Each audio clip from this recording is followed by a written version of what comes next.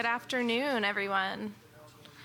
We're going to get started just a few minutes early because I know how these things typically go. We all get our questions going, and sometimes they run over, but I want to be respectful of your time today. So welcome, good afternoon, and welcome to the Dairy Innovation Forum. My name is Kelly Kondratic. I'm Manager of Agriculture Policy and Programs at Team Pennsylvania Foundation. Through a partnership with the Pennsylvania Department of Agriculture and the Center for Dairy Excellence, I've had the privilege of advancing dairy and economic development initiatives over the last year related to the industry. We're happy to be holding this event today in partnership with the Center and with the Department of Agriculture, and sincerely thank each of you for taking the time to learn more about dairy innovation and the resources available to you. I'd like to introduce our first speaker to provide welcoming remarks on behalf of the Commonwealth of Pennsylvania. A native of Pennsylvania, Russell Redding knows production agriculture, stemming from his youth on his family's dairy farm and his time as a dairy farm operator. His passion for the industry is apparent in everything he does. Please join me in welcoming Pennsylvania Secretary of Agriculture, Russell Redding. Hey, Kelly, thank you. Good afternoon, everybody. Great to have you here. Thank you all for taking time out of your own schedules and away from farms and worrying about all the other issues related to dairy and things that you deal with every day to join us here for this Innovation Forum. Look forward to the conversation this afternoon.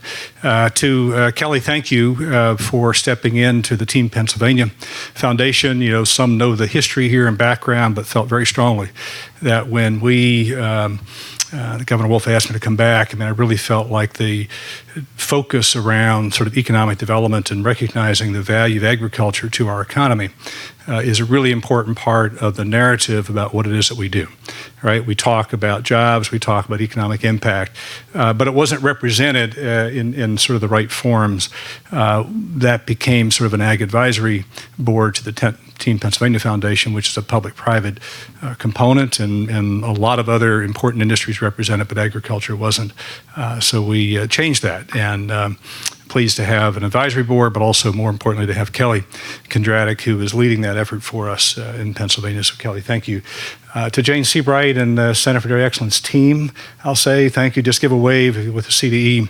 Again, the center has been at the very center of most of the conversations we've had about dairy in Pennsylvania, both the dynamics of the industry at the moment, but also really providing some important leadership to what do we do about it. And I think to Jane and her team have done a phenomenal job, so thank you all for what you do. There are other partners here, and I'll just sort of call out Penn State University, and I'm expecting Dr. Brent Hales, who's the new director and the Associate Dean of Extension, who's joining from Mississippi and most recently, I believe, in Minnesota.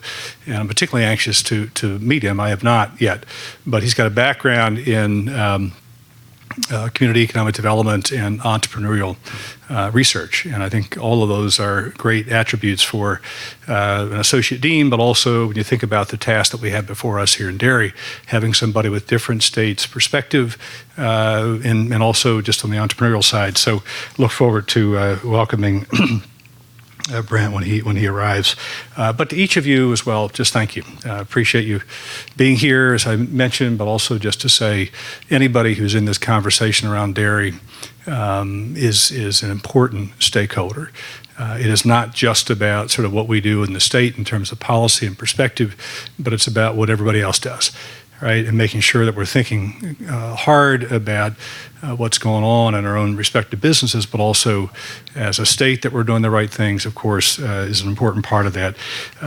So being here and you sharing that perspective with us is important for the forum, but also to each of us in the dairy industry.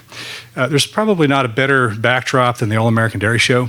I know as you came in, for those who've been around this show, I say it all the time, keep in mind that this is not the Pennsylvania Dairy Show, it's an All-American Dairy Show. And we, for 56 years, have shared this show with the United States. And if you go downstairs today, you'll find 23 states that are here and 2,200 animals. And if you want to be reminded about what it is that we're here to talk about, just go walk through the barn. right? Each one of those families, and I've had a lot of conversations from here to California with folks who are here as participants on judging teams and or exhibitors. And the issues that we're going to talk about around innovation are universal, right? They're really looking hard as producers at what it is that they do within their own respective businesses in their states to be competitive. And so I think the All-American Dairy Show is really a nice reminder of what we need to do.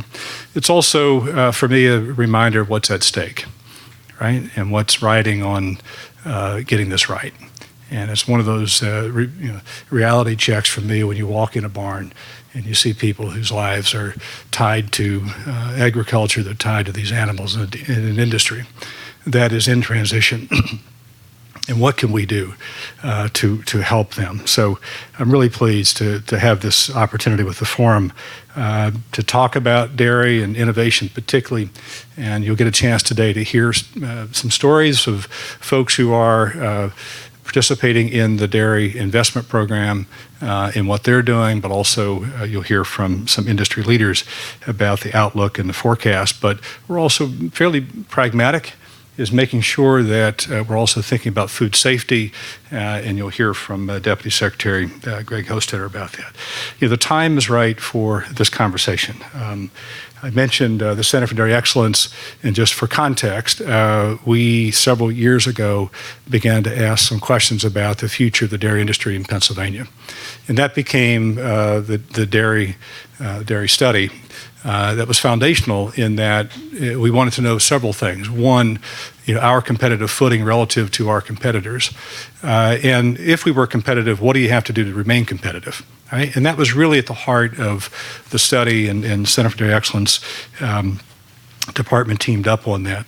But it also led us to the Dairy Development Plan, which we produced several years ago. That was a reflection of the study, but it also began to focus the state and the department particularly around what we can do.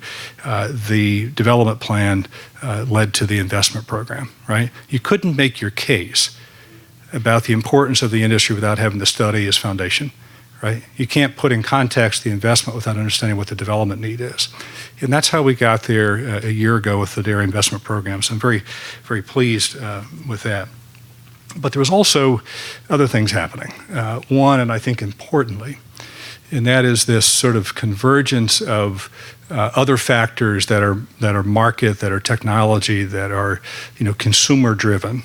And they're both in the purchasing habits, but related to that, I think, is the recognition by consumers of what is produced in our communities, right? And I think that's one of those really important differentiators for Pennsylvania, is being able to speak about what dairy means to PA, but having folks in those communities recognize the importance of it. We also have access to consumers. We'll say it every day. We're in the food business. Somebody's got to eat this stuff, right? And that's either here in Pennsylvania or domestically or internationally. And I think we've seen the challenges of managing both domestic and international marketplaces. But we've got the infrastructure. I think we're in a great position when you look at what we have in terms of domestic infrastructure and the infrastructure here that allows for exports with our Port of Philadelphia. But there's also important investments being made. The Pennsylvania Farm Bill, which was recently passed in July, I think is one of those really important developments. I can tell you from my perspective, having spent a lot of time in the Department of Agriculture the last 20 years, it is the most significant investment in a generation. Most comprehensive. We've done a lot of important things as major investments. This is the most comprehensive. One piece of that, and I'm proud of all of it, but one piece is the Pennsylvania Dairy Investment Program, which will be the second installment, $5 million of new investment. And I'm pleased to announce that opens today. Right? Today will be the first of our new round, if you will. It opens today and goes through November the 15th. And pleased to say that just because I've seen the benefit, many have seen the benefits, we'll hear from a few today, of the folks who were grant recipients in the first round. And I'll tell you, this is personal, but we spent so much time focused on the dairy industry and wondering, what is the answer to this problem, right? It's like a Rubik's Cube. I mean, you just keep turning it around, trying to find this right combination. And you try a lot of things. And this dairy investment program was sort of our attempt to see what's out there and to really garner good ideas. And I'll tell you, looking at it now, the 29 projects that we ended up funding, we had 45 proposals in 20 counties. The innovation and the entrepreneurial spirit is alive and well. And I think that's the story. I mean, and they will do a lot of things, and it'll take a lot of different pieces to make this industry sort of turn in a way that it needs to for us to be both competitive as a state, as the study mentioned, but also to be competitive on the individual farms.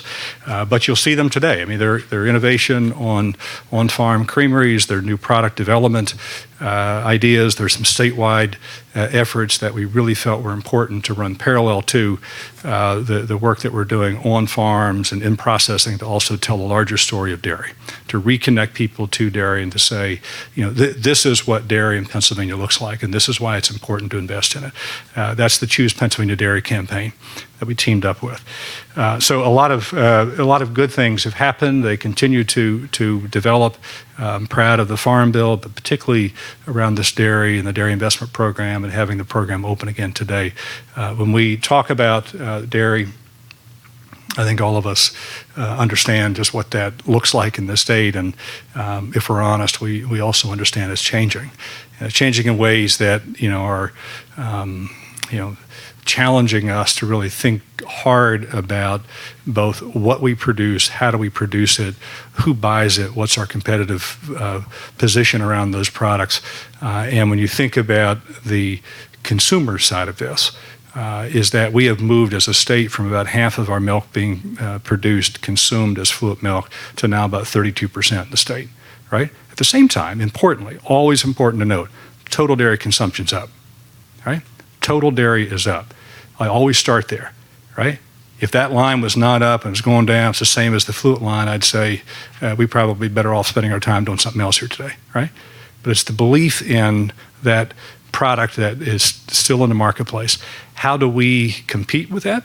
And I'm not conceding on the fluid space, by the way. I still believe that there is an active and viable market on the beverage side. The question is, what does it look like, right? And every alternative that folks move away from dairy for in the beverage space is a higher price than milk. Why is that, right? So I don't buy this price argument. It is about quality, it's about convenience, it's about innovation, right? And that's a really important part of today's conversation. So as I've thought about it, the innovation begins with someone like you today, to sort of your insight, your ideas, generating ideas. The ideas generate innovation. Innovation generates investments, and investment generates demand, and demand generates income.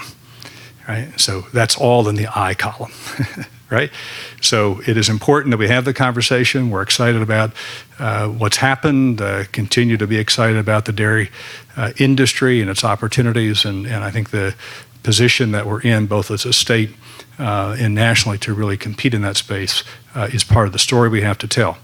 But it is a continual challenge to remain relevant and innovative in that space, right? I like that. And that's why the dairy investment program, what I've seen on farms, and that connectedness that I think is so important to our food system, and having people recognize that they value that, but also where does that value come from? That's part of our story. So look forward to today. Brent, I did a sort of a kind introduction when you weren't here. Just to give a wave, I mentioned we're very pleased to have you on board. Your previous work, professional and personal work in Mississippi, Minnesota, and work in economic development and entrepreneurial research.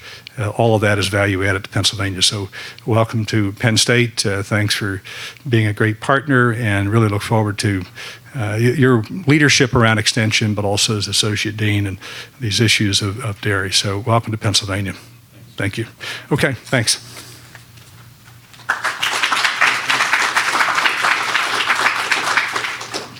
Secretary Redding, thank you for your kind words and words of encouragement and for being a tremendous partner for the industry. I'd now like to take a minute to introduce our panelists for the day. Panelists, if you'd like to join us up here at the front of the table. Each of these panelists sees the opportunity presented with last year's Pennsylvania Dairy Investment Program, and we've asked them to join us today to share about their dairy businesses, experiences, and goals with their program awards. So each panelist will have time to present. At the end of their presentations, we'll have time for questions, so please make note of your questions, and we'll do that at that time. So our first panelist for today is Rebecca Seidel of One Horn Farm in Berks County. Rebecca grazes Ayrshire cattle on 16 acres of her family's farm in Wilmsdorf with her husband Derek and their son. She has 9 years of experience developing local grass-fed product line for wholesome dairy farms, including yogurts, cheeses, and kefir. In the spring of 2020, she'll start producing value-added dairy products and meats through her own operation, One Horn Farms. Rebecca's interested in regenerative agriculture, food justice, sustainable dairy pricing, and food animal welfare. Rebecca, welcome. Thank you.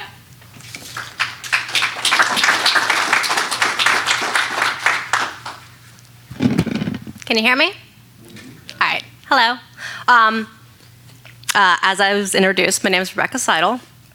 My operation is One Horn Farms. Currently, it is based on my parents' farm. They have 118 acres. My grandparents bought the farm in 1962. My parents took over dairying in 1980. They still managed 80 acres of cropland of corn, and I am renting the additional 20 plus acres for grazing. Primarily, I am pasture-fed, mostly grass-based, although after the corn comes off for the season, I graze the cows over the fodder to pick up dropped corn. So I'm not entirely comfortable with the term like 100% grain-free because it just helps decrease their hay intake in the winter. I am seasonally dairying, milking April through December, depending on when cows get bred. I have about 25 Ayrshires, including young stock. So that's the overview of what I'm doing. I'm just starting to get into production right now. I'm milking one cow on my own, which doesn't produce a lot of milk, but it's good for our household. So my prior experience in dairy. As I said, my parents farmed from 1980 until 1999. They sold the herd when I was 15. I was very lucky to grow up in that sort of environment. My father dropped out of his PhD in dairy science management. So I was working with a family who had spent time off the farm before deciding to come back. Between the time they sold the herd and starting to work on wholesome dairy farms, I got a double major in English and American Studies from Penn State. I was working on my graduate work in American Studies, and I got married. For 9 years, I worked on wholesome dairy farms, and in that time, I helped develop a regional product line, including yogurt, Greek yogurt, kefir, and hard cheeses. In 2013, my husband also joined the operation, so he has experience with cows and production, and worked alongside me until 2017 when we parted ways. My son was born in the spring of 2018, and over the past year and a half, I've just spent time rehabbing my parents' facilities, spent time with my family, and I've been selling some meats as we're gearing up to start producing dairy products next spring. Regarding how my farm is managed, I'm the sole owner-operator. Both my parents are living on the farm, but they're in their 70s. They're not involved in my side of the operation. And one of the limitations I'm facing, I think, as a female producer, and in my current age group, I'm in my mid-30s, is that I'm in the sandwich generation where I have both children and older family who are unable to be physically active in the operation. So that's one of those farm difficulties that I think a lot of producers are facing in this particular age group, as you have less family members who are staying in the area, going into agriculture, you lose that support network that you would get from having a large local family. So my husband does help me. He works full-time off farm, but he brings a wealth of knowledge to our operation. He has about 15 years of management experience in the retail world, which is really great because he's good at doing P&L statements, he's used to handling cash, he's used to managing all the aspects of a retail operation. And there are lots of people right now in our current economy who've worked in the retail space, and you can actually bring that knowledge back to the farm. And he's a fantastic resource for me, and he thinks of things and knows things that I don't think of. Also, in working in retail, he's been exposed to different fields, such as auto parts and hardware, and he's a continuous resource that I tap into for help, support, and upper body strength. So let's talk about what I'm funding. Let's talk about my operation. So first I'm going to talk about what I'm doing, and then I'm going to talk about why. What I'm doing is I am purchasing a prefabricated shed that I'm going to put next to our existing milk house. I plan to remodel it into a commercial kitchen, putting in FRP walls, flooring, making it a food-safe space. The grant is also funding to furnish the facilities and purchase a small to medium pasteurization vat. Additionally, I'm turning the old milk house, which is a 12 by 12 cement building that existed in the 1960s as our milk house, into an aging facility. I'm doing that by putting closed cell spray foam insulation in, and then once again, food safe walls, floors, doing some air exchange and a cooling system. With this, I'm planning on starting a line of fermented dairy products, yogurts, and hard cheeses. Primarily, I want to end up in hard cheeses, but I'm building a facility that can produce diversified products in case there's not the market for one thing or the other thing. I'm familiar that sometimes when you're being broad, you don't have as perfect a facility because you're not directing it, but I really want the flexibility that's going to come with that. And if things go well, as we grow, I can move into a different space or develop my facilities. Currently, I have meats for sale on site in our store, and I'm going to have an on-site sale for cheeses. I am planning on doing a couple farmers markets and seeing how we grow from there. So that's what I'm doing, but let me talk about why I'm doing it. The first thing I'm planning on doing is once I finish my construction, I'm going to take the resources, the knowledge, everything I've gained, and put it in a handbook. Make it available as a PDF and also in hard format for free for anyone in Pennsylvania to use, or really, I guess, anyone anywhere if you can get the PDF, to use as a guide to create a similar facility. I'll write down the difficulties I'm having in making it, the costs, hardships I overcame, that sort of thing, just to have a resource. I think a lot of times when farmers are thinking about transitioning to value-added products, you can go out, you can talk to people, but you're kind of adrift with trying to figure out. Everyone kind of starts and creates their own situation, and you learn as you make mistakes. I like to have a resource that people can reference, and they can even have my mistakes too. Then they don't have to make their own. I'm hoping the project will come in at less than $50,000, so people will also know how much it will cost, how much, like a base starting point for something similar. In the off season, I'm hoping to allow other people to experiment on my facility, not for sale, but if they're interested in getting into value-add products, I want to open my doors when I'm not using it for people to get a hands-on experience about making value-add dairy products. So that's part one. Yes? Oh, okay.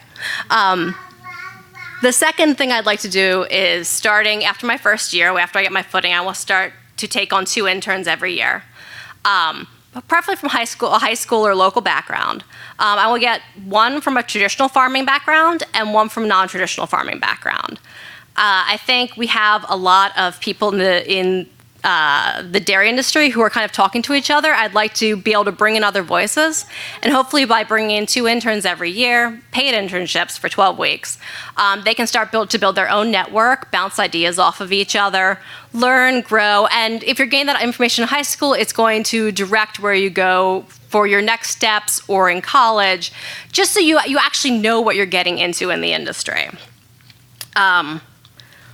So those are my general goals. The PDIP grant is really helping me. So I initially had larger plans to start a larger scale operation before my son was born.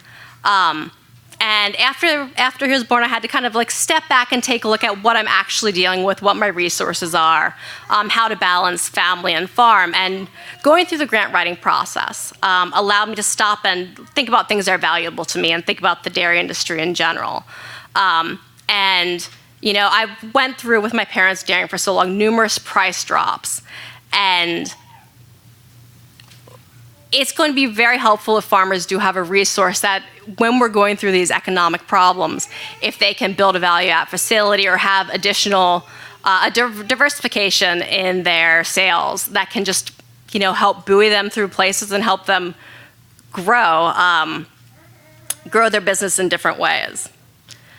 So that's what I'm doing.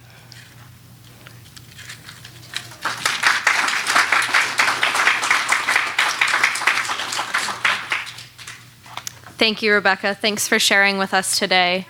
Our next panelist is Mike Kosmicki of Caputo Brothers Creamery in York County. Mike grew up in York County. His first job as a teenager was on a dairy farm in the county where he learned his passion for the industry. In 2013, he started as a dairy manager at a dairy in southern York County and for 4.5 years. Currently, he's the director of herd and safety operations at Caputo Brothers Creamery in Spring Grove, PA. He's been there for a little over a year. And in his role, he assists with improvement of milk quality, shipping logistics for getting milk to the plant, and in finding ways to increase the amount of milk processed each month. Welcome, Mike.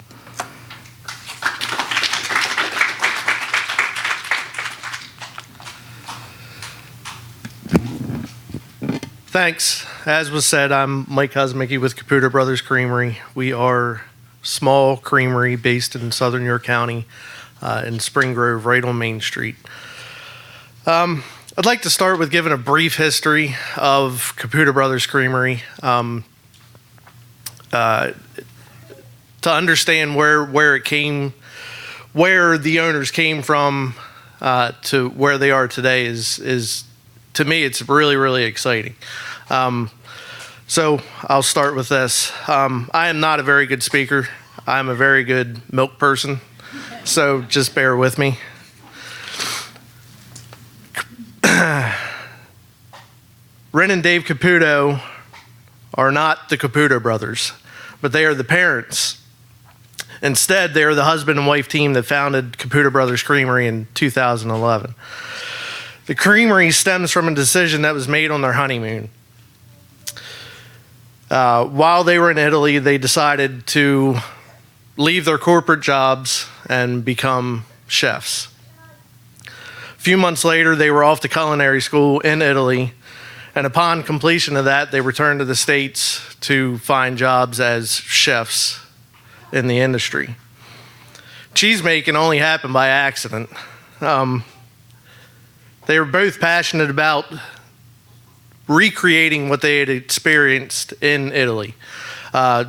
Mozzarella cheese ended up being the one thing that they couldn't find that was anywhere close to what they learned to love while they were in Italy.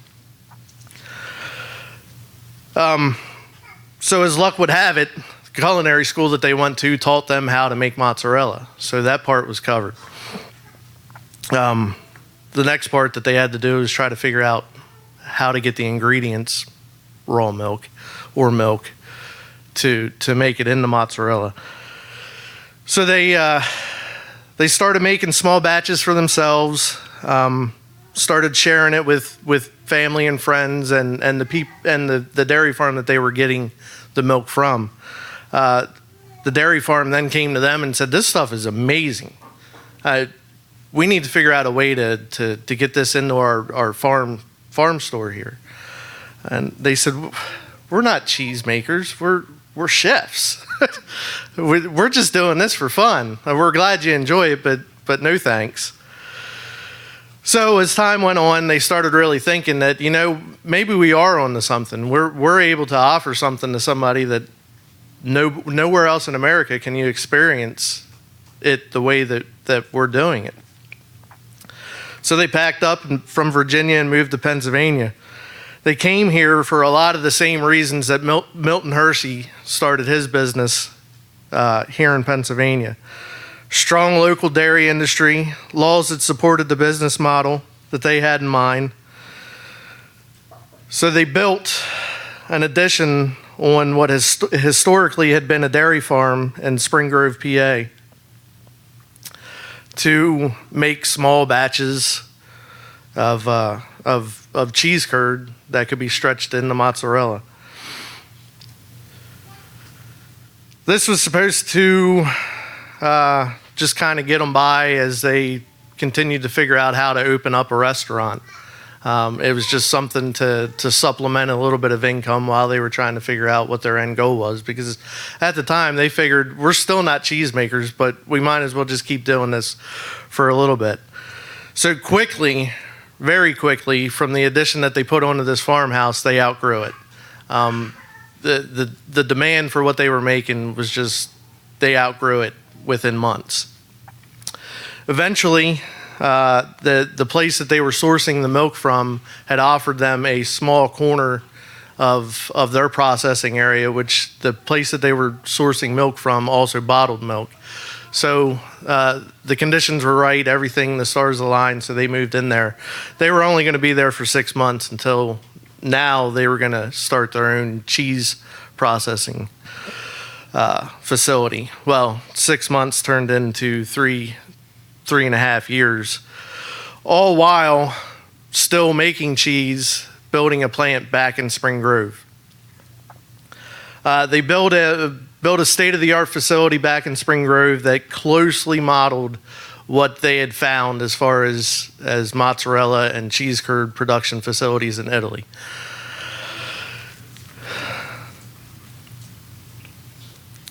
So Caputo Brothers Creamery is the only dairy processing plant in the country that makes fermented cheese curds that can be stretched into fresh mozzarella. This is something that we take a lot of pride in, to be able to do something in the United States that nobody else is doing. Staying true to what they set out to do is like a free trip to Italy for your palate without the expensive airfare. As they became larger, they quickly saw the looming dark cloud that started to encapsulate the once very strong dairy industry in Pennsylvania and in the nation. They saw many small local dairy farms around them closing up multi-generation dairy farms. The ones that weren't closing would tell them the only reason why we're not is because this is all we have and this is all we know. So what else are we going to do? They knew that they had to do something. They felt that they had an obligation to do something. They set out to find a way to bring on more local dairy farms to supply the plant that they had just built, and to find a way to pay the farmers a fair price for the product that they were producing. So the goals of the business continued to grow. They trying to stay true to what they had originally started, to grow sales, to figure out a way to increase production, to buy more fluid milk, and to be able to pay the producers a fair wage for what they were producing. I was asked to share how we add value to fluid milk. The first thing we did as a business was to educate ourselves how the system works, how everybody else does it. So step back, take a look at it. This, if we want to do this is how we have to do it, right? Well, we quickly found out that doesn't work for us. That did not fit the plan that we had in place. It would have been really, really easy for us to just bring truckload after truckload after truckload of milk into our plant. That part's easy. We had that figured out, no problem. The problem that we found is that the quality of the milk that we wanted to produce our products wasn't the quality that they were willing to deliver to us, truckload after truckload after truckload. Farm after farm that we would go and talk to, it seemed that it was all the same. Lower fat, lower protein, higher somatic cell. We found that that was pretty much the industry average. Everybody was pretty much on the same page as far as milk quality was concerned. That wasn't entirely the producer's fault. They were doing what they had been told to do for years, and they still are doing what they were told to do for years. Put as much milk into that tank as you possibly can, because that's the way that you're going to make the money. But that just wouldn't work for us. We needed producers that cared about the milk that they were putting into the bulk tank. But that came with a price. If we walked into a dairy farm and said, we want to buy your milk, but you have to take everything that you're doing currently and flip it over and do it the opposite way. No producer was willing to do that for the same price that they were getting paid for the milk that they didn't have to care about and just put it in the tank and send it down the road. We asked the producers, what's the break-even point for producing the milk to fill up your tank? We then asked, what would it take for you to be comfortable and making a decent, honest living for producing milk for us? We then came up with a plan to start paying our producers what we thought and what they thought was fair. We've been paying $28 per hundredweight for the past 2 years to our producers. We don't deduct anything from our producers. Why should we charge them to advertise our products? Why should we charge them to ship the milk to our plant? They've done their job. They've paid what they should be paying. Those are just two things, two small things that fall in line with the rest of the things that they're pinned with that are deducted from their milk checks each month. We don't have quality premiums. We don't have market fluctuations. Our producers know that for every 100 pounds of milk that they put into the tank, what that check's going to be every month, twice a month. As dairy producers that sit here in front of me, I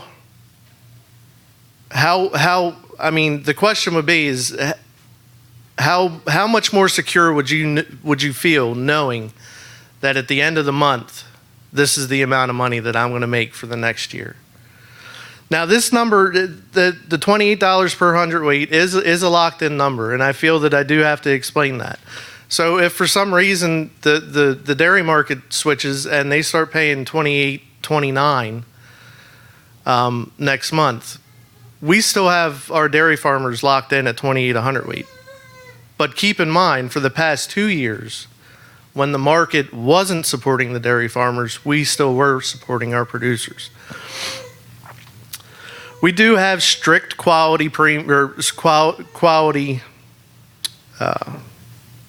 a strict quality standard that we require our producers to follow. We do all of that in a way to try to make it feel like a true partnership. We do this as a way to be fair to the producers that are willing to fill our needs. And we do it because it betters our product that we're putting out there to the people. As industry outsiders, it took a lot of hard work and determination to figure out how to do this, but it does work. We faced a lot of people, a lot of the industry regulars that would come into our plant and tell us, this is never going to work. There's no way that you're going to be able to pay your producers this much money and still be able to make it up through marketing. So that led to the next problem, how to sell our product. I mean, if we're going to be able to pay our producers $28 per hundredweight of milk that they're producing for us, I'm sure half of the minds in here are thinking, well, geez, how much does this mozzarella cost? With the market ever changing, this was a big job. With the mass-produced and low-quality products on the market, we have found that education is the way to do that. Our shop sits on Main Street in Spring Grove, PA. It's not a huge town, but it's right on the main street of the town. So it's not like we're hiding somewhere down back a lane somewhere. We're right out there where everybody can see us. Anybody at any time can walk into the doors and we'd gladly take you back. And some of the people sitting here have seen that. We'll gladly take you back and show you exactly what it is that we're doing. We invite the customers in and we educate them on our products. We find creative ways to get the consumers in and educate them. We offer cheese stretching classes, we offer farm-to-table dinners, and we host other pop-up events. Things that we try to highlight is that what goes into our products. So what goes into this fresh, stretched mozzarella curd? Milk, that's all, and culture. And boom, we have curd that can be stretched into mozzarella. We explain we're not tricking our milk to become cheese like some cheese manufacturers do. We add a culture to it, we ferment it, you can stretch it, it becomes very, very good mozzarella. We're not adding sugars, we're not adding astronomical amounts of salts. We explain that the product that they're eating is exactly what we're saying it is. We show them, this is the process, this is what goes into it. What we're making is cheese, it's real cheese. We have a system that allows us to have cheese shipped to our customers. If they order it today before 3 o'clock, we can have it to them the following day. We ship to every state in America, including Alaska. The PDIP grant has been a blessing to us, a true blessing to us. And if anybody knows my boss, it goes without saying that this was big, big news for us. It was huge news. To know what we were going to be able to do with the help of the grant was extremely exciting. So a little bit about what we were able to do and what we are currently working on doing with this grant is it's allowed us to grow a relationship that really helped take us off with Ahold Foods, which is giant. We have started a large collaboration with a local brewing company, Trogs.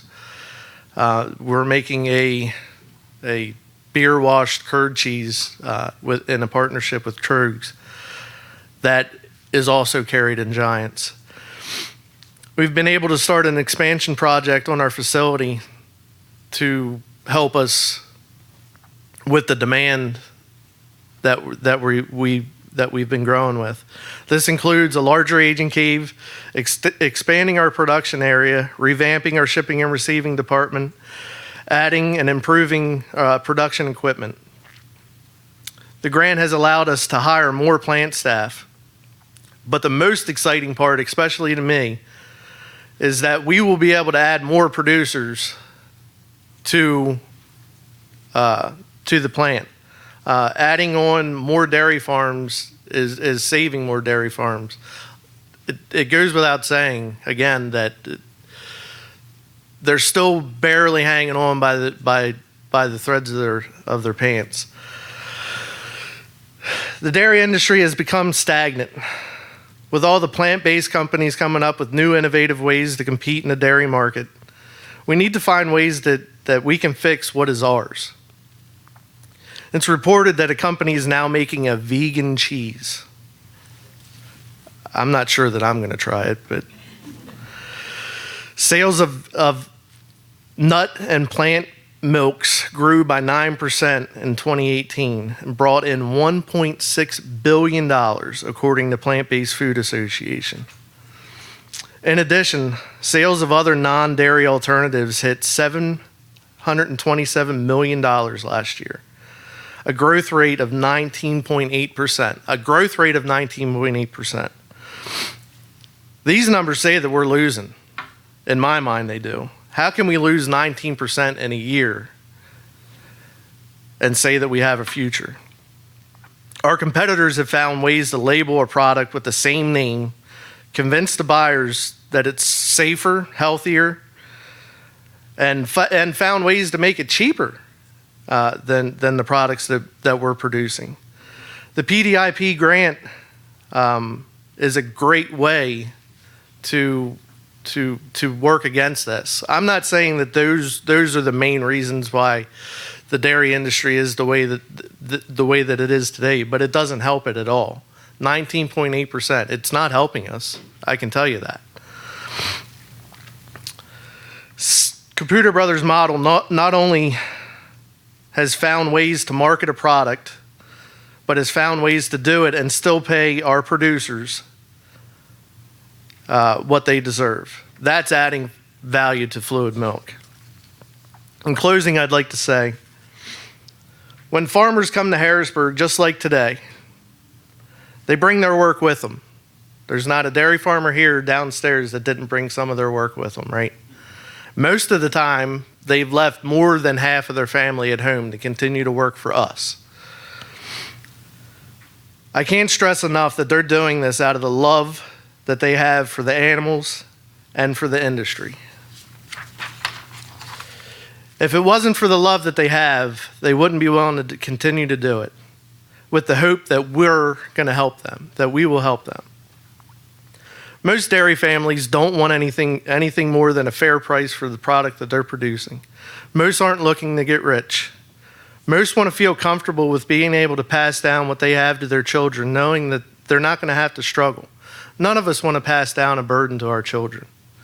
All of us want to pass down what we know to our children. And for dairy farmers, it's being a dairy farmer.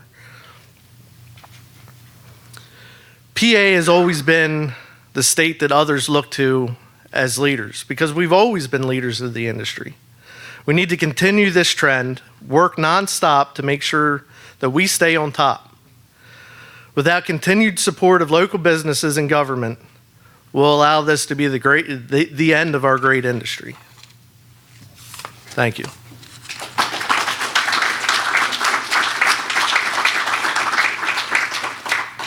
Mike, thank you for being here today and for sharing a little bit about Caputo Brothers Creamery.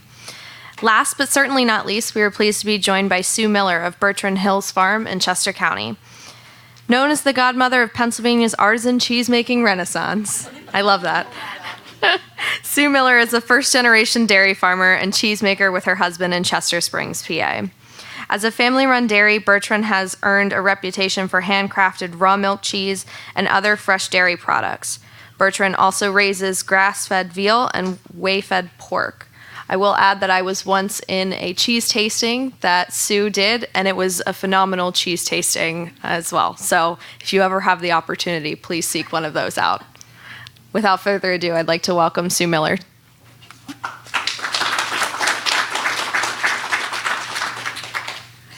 I guess I should be glad that you called me the godmother rather than the grandmother. I did have a chef put out a message on Instagram, and afterwards he texted me. He's like, I didn't mean to say grandmother. I meant to say godmother. I was like, oh, come on, guys. I'm not that old yet. Hey, thanks for coming out today. I'm Sue Miller from Bertrand Hills Farm.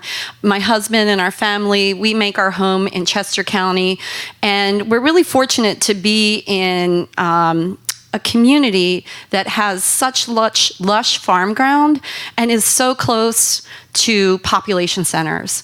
There was a period of time when we were farming and we thought, wow, this has been such a challenge for us because we face intense development pressure. And for a period of time, we actually looked at farms all across the state, and we found that our roots were just too deep there. You know, we had invested so much in the soil and in these communities that we felt like we couldn't leave. So we had to think about a different way for us to continue to stay on the land there. And I literally woke up one morning. I lay my head down, I go to sleep, and I go out. I woke up one morning and I thought, I'm going to learn how to make cheese. I have to tell you, Ken Miller, my husband, is a saint. When I told him that, he was like, all right, what's that going to take? So I pretty much talked myself into a cheese making class through PASA, Aaron DeLong's here from PASA. Raise your hand so everybody sees you. It's a really important organization for small farmers who are looking to add some value and sustainability into their businesses. And they were sponsoring a cheese-making class out in Pittsburgh. So I took this class with a cheesemaker named Peter Dixon, who has been making cheese for over 40 years in Vermont. And I realized that this could really be an opportunity for our family farm. And another thing that was really important at about that same time, my husband had taken a pretty serious fall and he had to have knee surgery. And so he was kind of off work. And while he was off work, he had always wanted to go on one of the PDMP tours. So we took a tour because I said, listen, you're not any good to us here.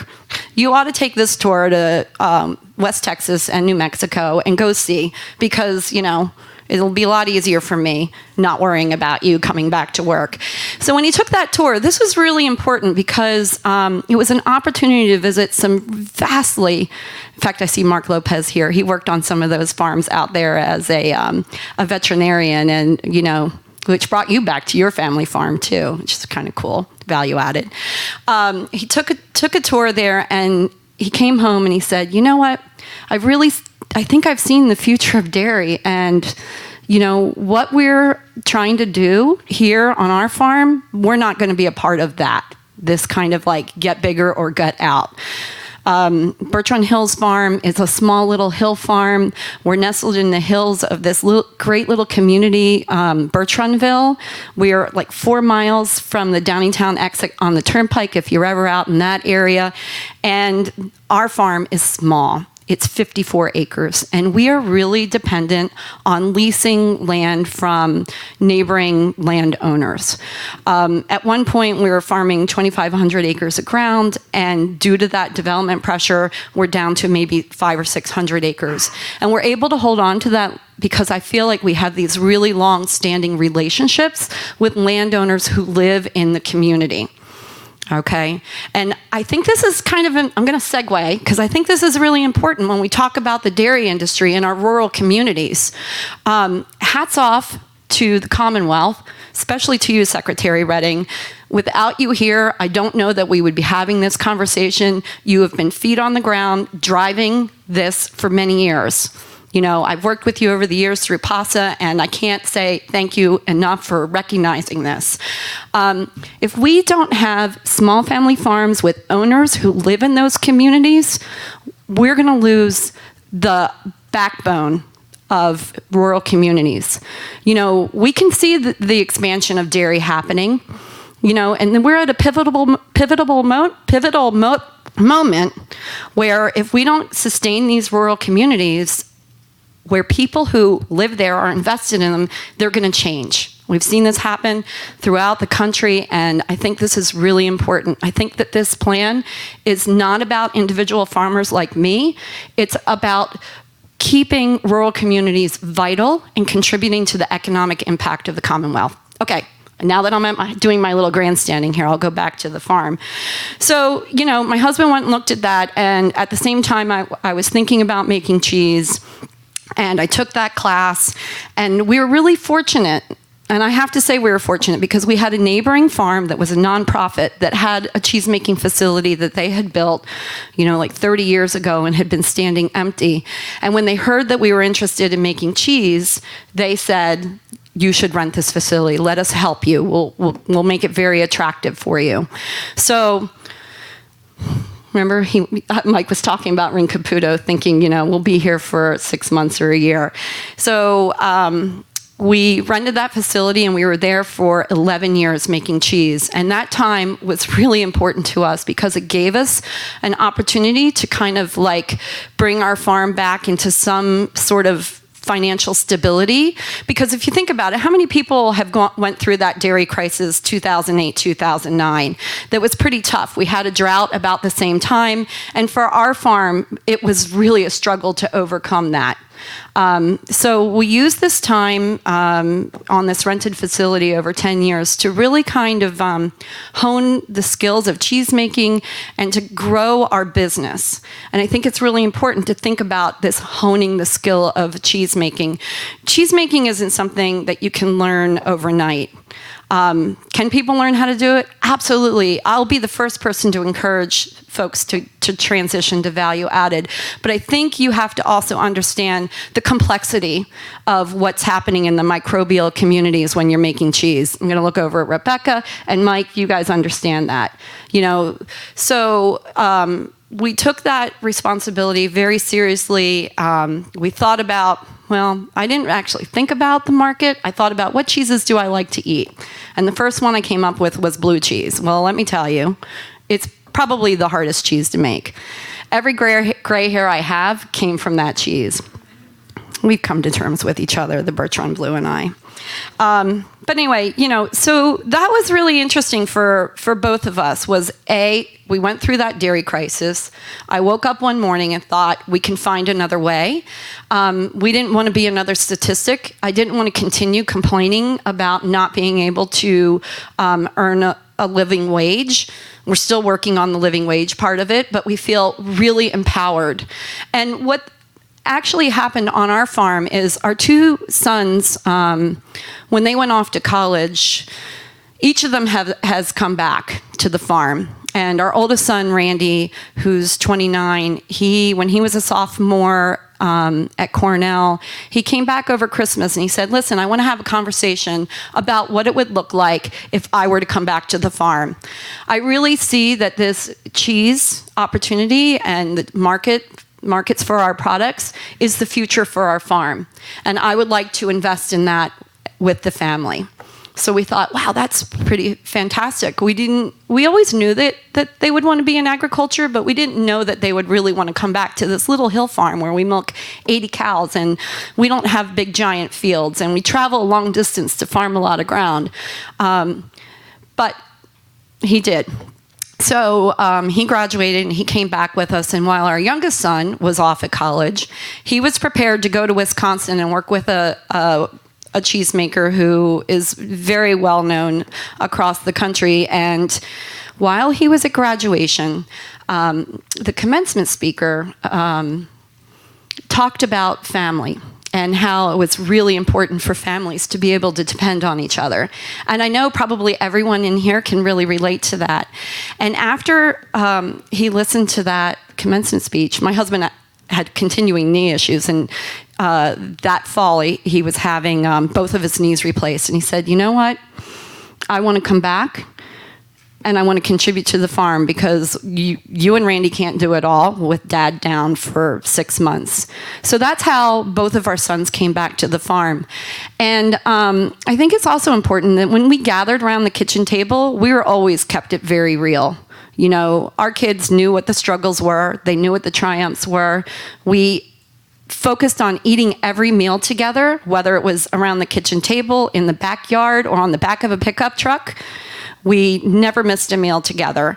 And I think that went a long way for this family unit to be working together today. It's not always perfect, as anybody who works with their family knows, but I think that's a good thing, because if we're always in agreement, how do we have that friction to change and grow? And I often think each generation has one opportunity to make a capital investment. And so when our sons came back, we realized that this was their moment for that capital investment. If they wouldn't have come back, we wouldn't have made some of these changes. 3 years ago, we put in 2 Lely robots. So our cows are milked with robots on our 80 cow herd. We figured we'd be milking a few more cows, but who thought we would be going into the 5th year of this dairy crisis? So we've had to get creative. And after making cheese for 11 years on that rented facility, we were in a position to leverage the money to borrow to build a cheese-making facility on our farm. We finished that facility up last October and moved in and started making cheese. Yay.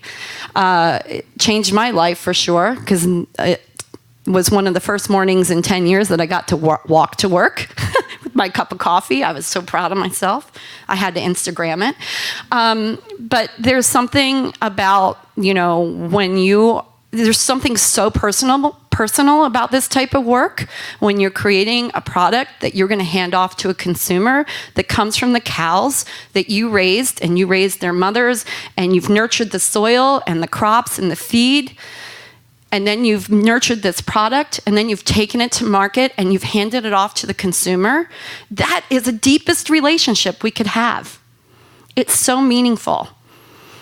Now, is it easy to do that? It's not easy. It took me, who, before my sons came back to the farm, I did the bulk of the milking, and I did a lot of the genetic mating on the herd, and I had to hand that off to somebody else when they came back. In fact, the other day I was up there, and we were talking about bulls that we're going to be breeding cows to, and I said, I never even heard of him, and I thought, I can't believe it. The reason we wanted to stay in dairy is so I could keep milking cows, and I'm just down there in the cheese room. So think about that. If you're looking to transition, someone's going to really have to dedicate themselves to that operation. Another thing is, I left the farm a lot. Whenever anybody asked me to do an event, I packed up my cooler, I packed up my knives, I had my business cards, and I went anywhere that anybody asked me to go. And I talked about cheese. And I think that was really important in kind of building a community and a support around small producers. I don't know, what was it, 10, 11 years ago, Mark and I logged some time at the same farmers markets.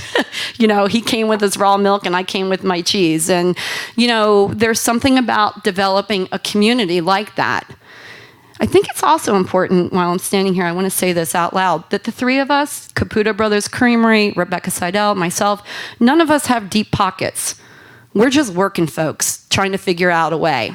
There are people who are in the cheese business who have, really fancy businesses that kind of support these projects. We have some of them in Chester County, and honestly, we share the same common goals. But when you're somebody who's doing this out of necessity to keep the electric on, I just want you to know that we're real. We don't have like a big investment company behind us. It's just our sweat equity and our hard work and our determination not to quit. And I bet you guys have the same thing if you're still in this business. And I think it's worth making a stake. Okay. I get a little bit, I always talk about emotional things with Secretary Redding, all those great kids down there in that show ring. We want to have a space for them in the future. So let's lay that groundwork.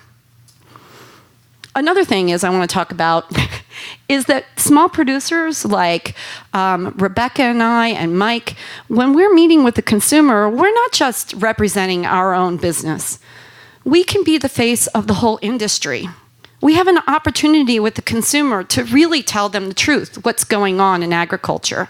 Hey, there's this huge movement about it's not sustainable to eat meat. Well, let me tell you what, it's not sustainable to drive an SUV everywhere.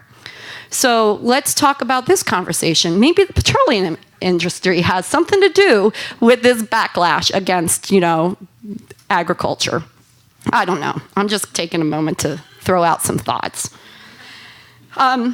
We're really fortunate to have been awarded the Pennsylvania Dairy Investment Fund grant. We applied for a $50,000 grant, and you're probably wondering, well, if they built this whole facility, why did they apply for that grant? Well, we kind of figured that we wouldn't quite still be in this dairy crisis. And while we built this beautiful plant that is very workable and we've been, chugging along, there were some parts of it we just didn't have enough cash flow to finalize. So we applied for a grant to purchase an additional cheese vat because the idea is for us to utilize more of our milk for cheese making and fresh fermented products. And so we're going to go from a 130-gallon vat and a little bulk tank that I work in that is a real challenge to the 130-gallon vat, and we're purchasing a 300-gallon vat. That'll really increase our production ability for processing more milk into cheese. We also are using some of the grant money to add refrigeration for our retail area. We'd like to bring people to the farm so that they can see for themselves, how the product's been produced, so that they can get connected. So many families aren't connected to farms any longer. Maybe it's up to us to be the connection to the farm rather than their grandparents. And we can do that in a new and modern way. We'd love to bring people out just to gather and to have a sense of community around agriculture. And I think that's really important. So we'll be putting outfitting refrigeration for our retail. We're going to be adding shelving for additional cheese wheels that will be aging in our caves. We'll be investing in more infrastructure of just cheese forms. Some of these forms, believe it or not, for cheese are $200 and $300 a piece.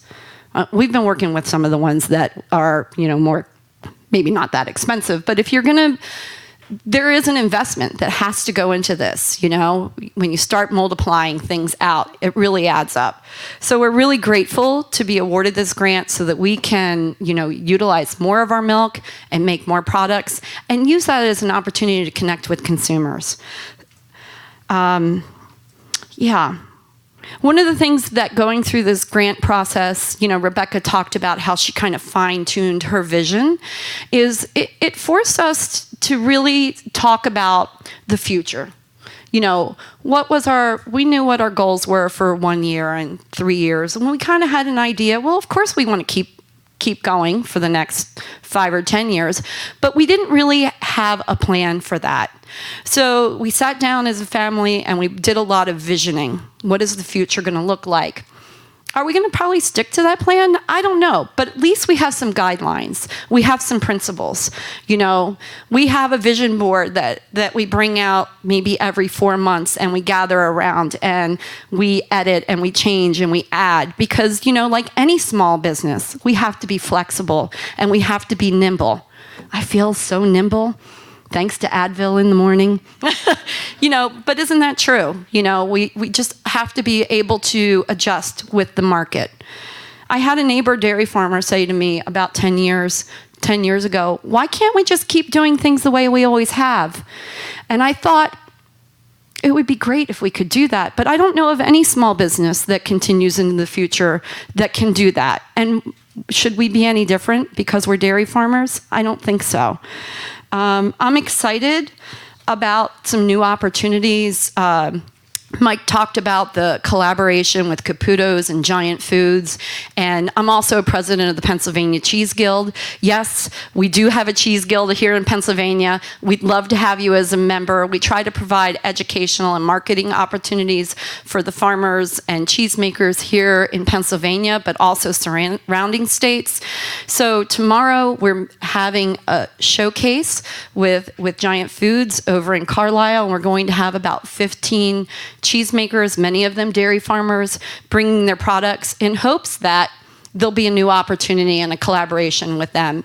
Caputo's have been working with them for over the last year, and they want to dedicate a good portion of their cheese case to local cheese, and that's important.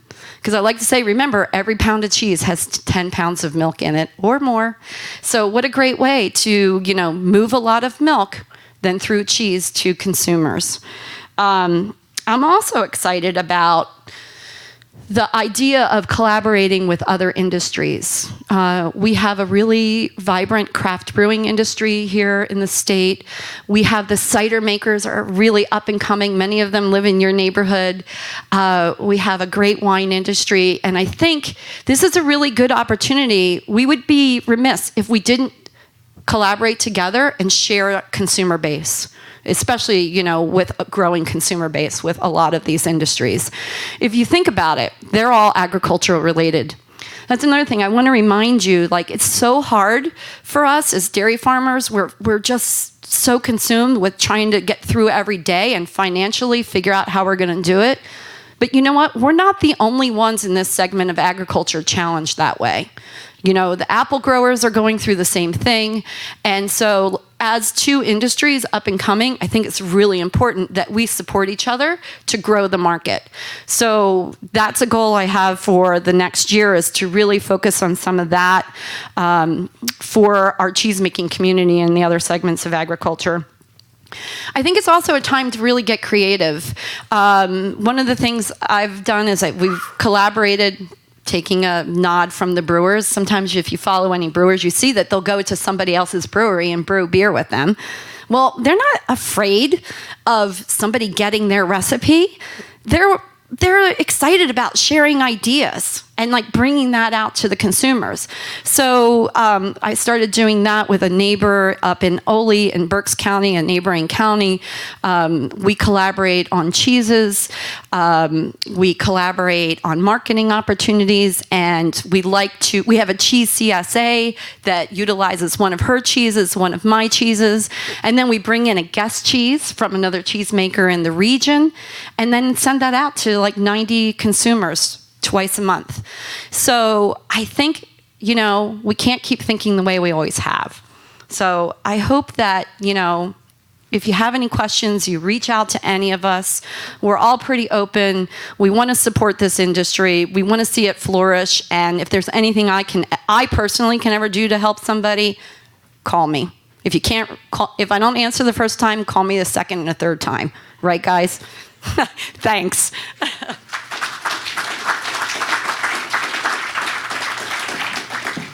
Thank you so much, Sue. Thanks for sharing with us. I'd like to open it up to questions from the audience. We have a few minutes for questions. If you have a question, please raise your hand, and please don't start until we have the microphone to you. We're trying to utilize the sound system that we have here. So any questions for our panelists?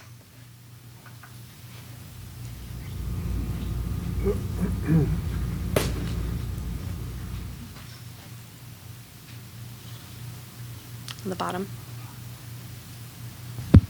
Perfect. Thank you. For Caputo Brothers, you said that you had higher quality standards for that. Can you share what those are, what kind of counts, and what you're expecting from your producers?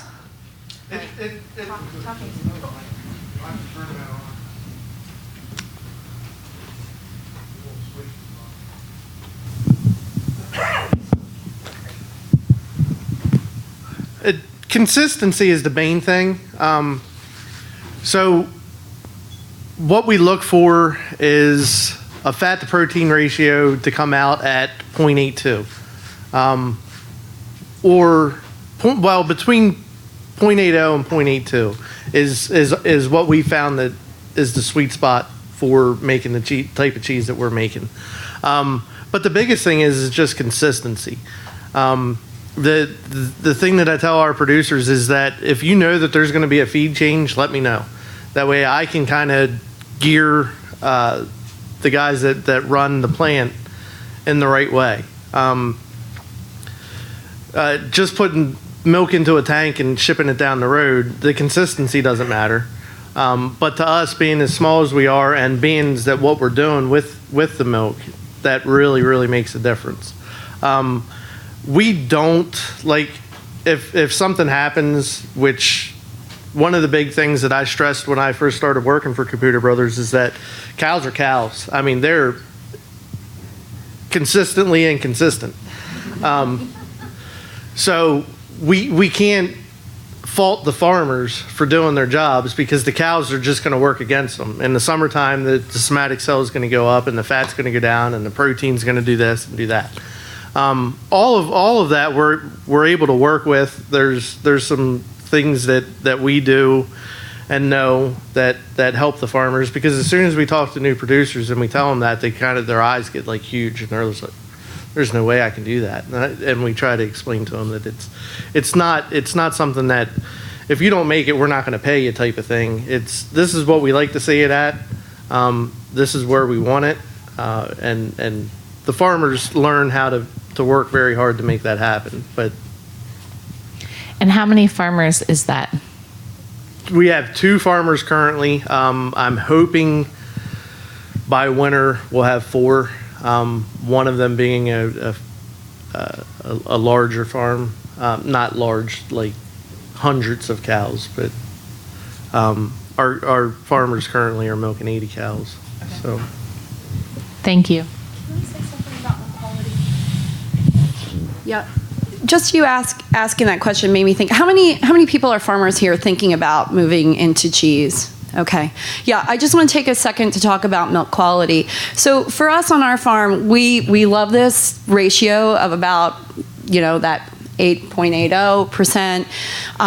Don't let anybody tell you have to milk solely a herd of Jerseys or brown Swiss. We milk Holsteins on our farm, and what really works for us is the fat to protein ratio. We want a low somatic cell count. We want low bacteria. We're also checking coliforms. We want that to be very low. If you're shipping your milk right now, you're not getting a coliform count. So we're testing for that and looking for that. We have a conversation usually once a week about what's happening in the herd with milk quality. If there's a cow that has mastitis, that I just want to know what's going on in the herd. If we're having a lot of wet weather in the summer and we're having an outbreak, I need to know, because we're making raw milk cheeses, and we can't forget the single most important thing we need to be concerned about is quality and food safety. So that's a whole thing. It's tremendously, it's a heavy weight. Other questions? Thank you.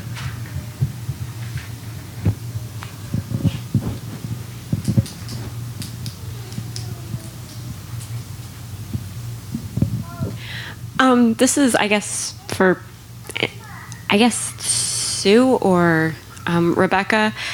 How do you test on your herd? How do you test the quality? Do you do plate sampling on bacteria, or how does that work? Because my farm wants to get into raw milk cheeses, mm-hmm. and then possibly other products depending on what the future brings. But obviously, if you're going to work with raw milk, your sanitation and hygiene has to be on point. Yeah. So you're not making people sick, and that's one of the biggest concerns I've had is, how do I make sure that my milk doesn't have any of, listeria, I know is a really horrible thing. We haven't had any issues in the past, but you got to make sure that everything's lined up. So first of all, let's talk about listeria. Listeria is not a raw milk issue. Okay. It's an environmental issue. It can happen with pasteurized product as easily as it can happen with raw milk. Okay. Hands down, it's environmental. It's not a milk issue. It's a cleanliness issue. So for us, there's this whole culture. Of course, we want to keep the cows as clean as possible because that minimizes everything right from the start. So, we want exceptionally clean teats. We want them stripped, and you really get to know who is a problem in your herd. That was one of the things when we milked in that flat barn. Man, I was on it. I knew exactly what was going on with those cows. We really depend, we still ship to the co-op, so I depend on my tests from the co-op also. With our robots, we get a lot of information from them, because we're actually tracking the temperature of the milk as it comes out, so we know right away if there's something going on with the cows. So through our lab testing, we also do end product testing. But to me, the most important thing, every morning when I make cheese, I drink a full glass of milk. My palate, I just want to be so in tune with what's going on with the quality. And, I can't taste a bad pathogen, but you can tell if there's something going on there. And I just think it starts with clean cows. It starts with the culture of whoever's milking in the herd, somebody to report to. Like, for instance, if a cow kicks off a milker, we all know that happens. So then there's an ethical responsibility there, how you're going to utilize that milk. So, do you want to talk about this, Rebecca? Reach out to your inspector. Reach out to your Pennsylvania inspector. Talk to them about who's supplying testing in your area and get your milk tested. Yeah. And also, go to Penn State, take the food safety courses. If you really want to feel comfortable, hire an outside food safety consultant. There are resources out there. Don't think when you're getting into production, there can seem to be these huge challenges that you're just terrified of. Don't be afraid of them. Reach out. There's so much information. Contact Penn State. Plan, talk, know what you're going to do when something happens. And you'll be okay. You can even start testing now and see if you're having any current quality problems even before you get into production. We have a very thorough food safety expert up at Penn State, Dr. Carrie Collegian, and she is very accessible. Lots of us text her if there's issues, but there is support for that. Great question. Thank you. Any other questions?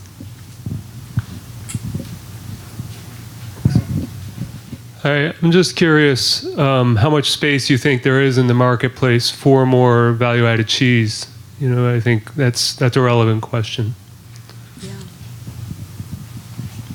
You want to start? I'll start.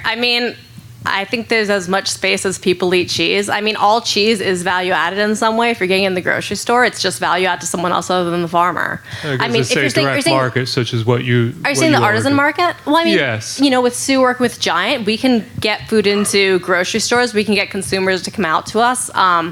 Right now, Stephanie Ongstad from Valley Milkhouse and I are working on getting a Berks cheese trail together to get Berks County consumers more acquainted with their local food community. I totally think there's room, and I think the more people we can get into the industry, the more we can get consumers used to, going outside of Dannon, going into larger serving sizes as opposed to individual cups to take with them for yogurt. A rising tide lifts all ships. The more people we get involved, the more of a support network we have, the more we can collaborate on cheese making or collaborate on delivery. I don't think it's a closed market at all. Yeah. I agree with that. Here we are. The farmers market, if business is going to be built on farmers markets, it could be a little bit of a challenge until you work your way into the markets that really work for your product line. We've had this tremendous growth in farmers markets, and it's really hard for new people coming online to find a market that can really deliver on, cash at the end of the day. But we have to remember, we are positioned so uniquely in the greatest market in the United States. We have Philadelphia, we have New York City, and we have Washington, D.C. And I'm here to tell you that consumers want this. They want to be connected. They just need to be shown the way. They value the work that you're doing. It's just that we incrementally have to show them the way. So I do think that there's opportunity, and it could be, you're just going to have to be creative, and the Guild is there to help support that too.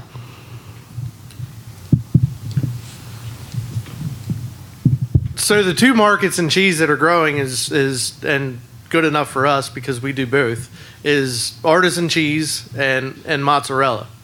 The markets are growing. It was said that the people want this cheese. We released a cheese a month ago with Giant and with the local brewery. We can't make it quick enough. Giant's calling us every other day saying, when can we get more? And you tell us. We can't make it quick enough. So the markets are growing. The people want locally produced cheese. They want good cheese. So, it's like it was said, we're all here to help. If anybody wants to do this, let's do it, because the three of us aren't going to be able to fill the market.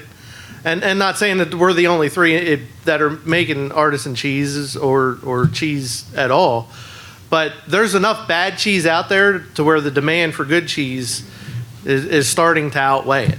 Anybody can go buy Polio string cheese, but it's not the best. It's stuff that you throw in your kid's lunchbox and send them to school with.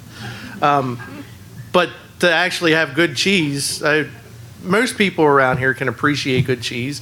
Most people do appreciate good cheese. So the market is definitely there. And we are far from capping it off. So. Great. We have time for one more question.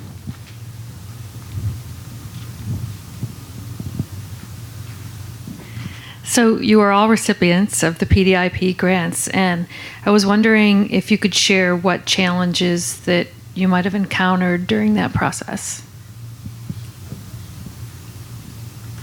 Or what you wish you would have done differently. Or what she said.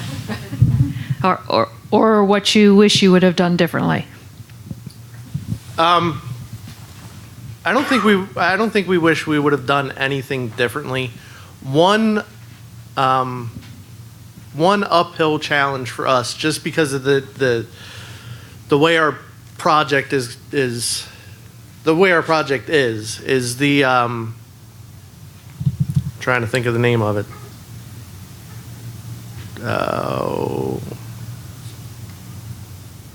The way we have to pay the contractors, prevailing wage, it's a headache. I mean, I understand it's part of getting the state money, and it's the fair way of keeping the money in the state, or making sure that the contractors are being paid what they should. It really is a headache, and it adds a lot to the project, as far as I'm concerned. And I can't speak for Dave and Ren because they don't pay me enough to do that. But I'm the one that takes care of that part of it, and it's a headache, and it's something to consider. But it's also, I'm not saying that it's that bad to where we wouldn't do it again. It's just something to consider and prepare for, because it's definitely something that we didn't expect. And then reading over things, it was kind of like another job for me. So. So one, it's going to take longer than you anticipate, and that's okay, but that's something I wish I would have kind of known up front. I was hoping to be in production by the end of the summer, and now I've pushed it off into next year. That's fine. Another challenge that I personally had is I had a really hard time getting contractors to call me back with quotes. So go whole hog, like at the beginning, if you're interested in applying, get as many contractors as you can, because the more quotes, the more information you're going to have. But don't just think you're going to rely on 3 people to give you quotes and they're going to show up with quotes. I think I had at least 5 plumbers out to get like 2.5 quotes. Partial. Yeah, so, and I don't know if that's just my area or my relationship to the community. But just also recognize that when you're doing it, you're taking on another job. It's going to suck a lot of your time. Not a lot, but it's going to take up your time. You're going to be doing research. It's kind of like going back to college and, the last 2 or 3 weeks of the semester. So just plan for that. Yeah, I found the process to be fairly positive. I mean, whenever I had questions and called the Department of Community and Economic Development, they were like right on top of it to answer questions. I thought the grant was very straightforward, and other than, kind of through the process, answering multiple questions at the same time, it's very doable. I mean, there's grants out there that are so hard to fill out if you're just a person running a business. I thought it was super approachable. I figure if you have a weekend, other than gathering these quotes, that's what takes a lot of time, is if you're going to have contractors coming in and doing some of the work, getting the quotes. But I'll tell you what, the dairy industry, support industry, knows that this grant is open. And when you call somebody for pricing on VATs, they're going to get right back to you, or shelving or whatever. They know that the state is investing in this infrastructure. So from the part of like cheese making value added, those people in the industry are very responsive, because they want to keep the lights on in their business as well, which is really what this is all about, isn't it? Supporting all segments of the industry. So I thought it was pretty positive. And I love that Rin was there. If anybody saw Rin Caputo's feed when her name was called out, but she was texting me. I wasn't there. Rin Caputo texted me to let us know. I texted Stephanie. Stephanie texted Rebecca. And this is the community we live in, so come be a part of it. I'm just going to also throw out there that if you have a business plan, it's a really good time to pull it out, dust it off, clean it up. That can be your guide as you're working. And the process brought a lot of clarity to what I wanted to do. I had my initial business plan. I had my kid. I was working on it, I don't know, like at 3 a.m. when he was like, 6 months old. And going through the questions brought a lot of clarity and focus to what I wanted to do. And it made me, we're using taxpayer money. to fund projects, and it made me wonder in what service is my labor, and it made me reflect on the industry and reflect on how we can help our rural communities and in general just Pennsylvania. So take that as an opportunity both to reflect on your plans and reflect on like what you want to give back. Yeah. Isn't that great that she just brought that up? Because I'm thinking about Caputo's, like they want to give back by purchasing more milk. Rebecca's going to give back because she's going to make all of this information available to other folks. And, I'm going to be out there preaching about every dairy farmer I know in Pennsylvania. So it's a shift in how we think. It's about all of us, not just one of us. And we're not unique. This is how I feel like the industry is going. It's pretty cool. Although I am pretty pie in the sky. We do have time for one more question. Sure.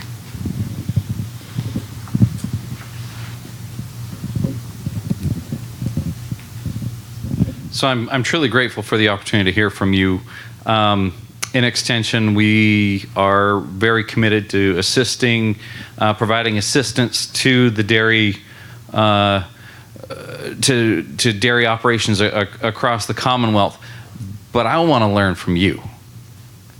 I want to know what you have to teach us, because I think for too long the expectation has come the other direction, and I think there are things that we can learn from you so that when we go out and we're working with other growers, other producers, other folks interested in growing a market for this, I think there are things that you've learned along the way that we can capture and help others. And I want to say, I think you're undershooting.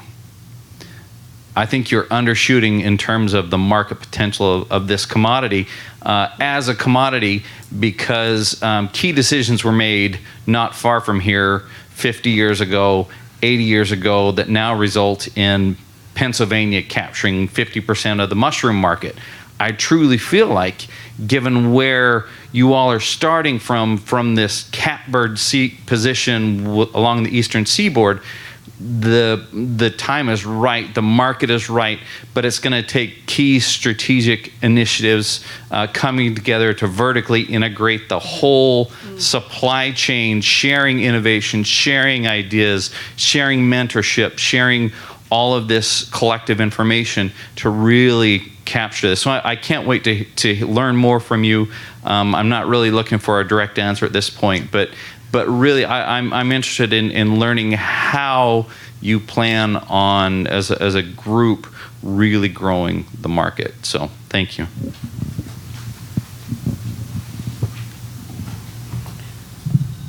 I'm glad you have so much confidence in us.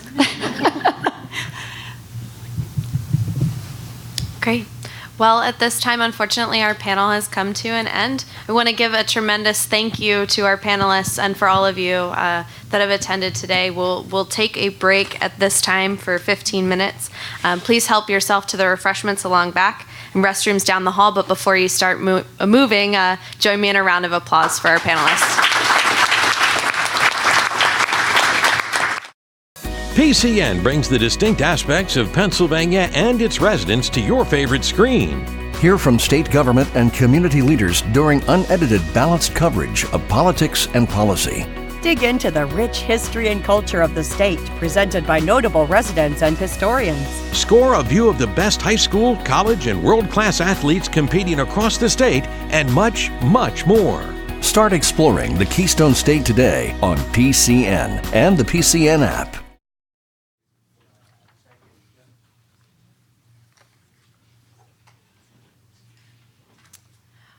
Welcome back. Thanks for sticking with us here in the second half of our agenda today. As Secretary Redding had announced earlier, today opens the second year of the Pennsylvania Dairy Investment Program. Our next two speakers will tell us about the program, what it is, how it works, what you can expect, and we'll have time for questions and answers at the end of the presentation, so please make note of them. We are joined today by Ryan Emerson, Director of the Grants Office for Business Financing at the Department of Community and Economic Development. Ryan leads a team of economic development analysts who review and evaluate grant applications to make impactful investments of Commonwealth funds to improve Pennsylvania communities and businesses. Programs under his administration include the Pennsylvania First Program, the Multimodal Transportation Fund, and this program, the Dairy Investment Program. We're also joined by Natalie Crack, a lifelong advocate for agriculture who serves the Commonwealth through her role as Policy Director at the PA Department of Agriculture. Ryan and Natalie, thank you for joining us.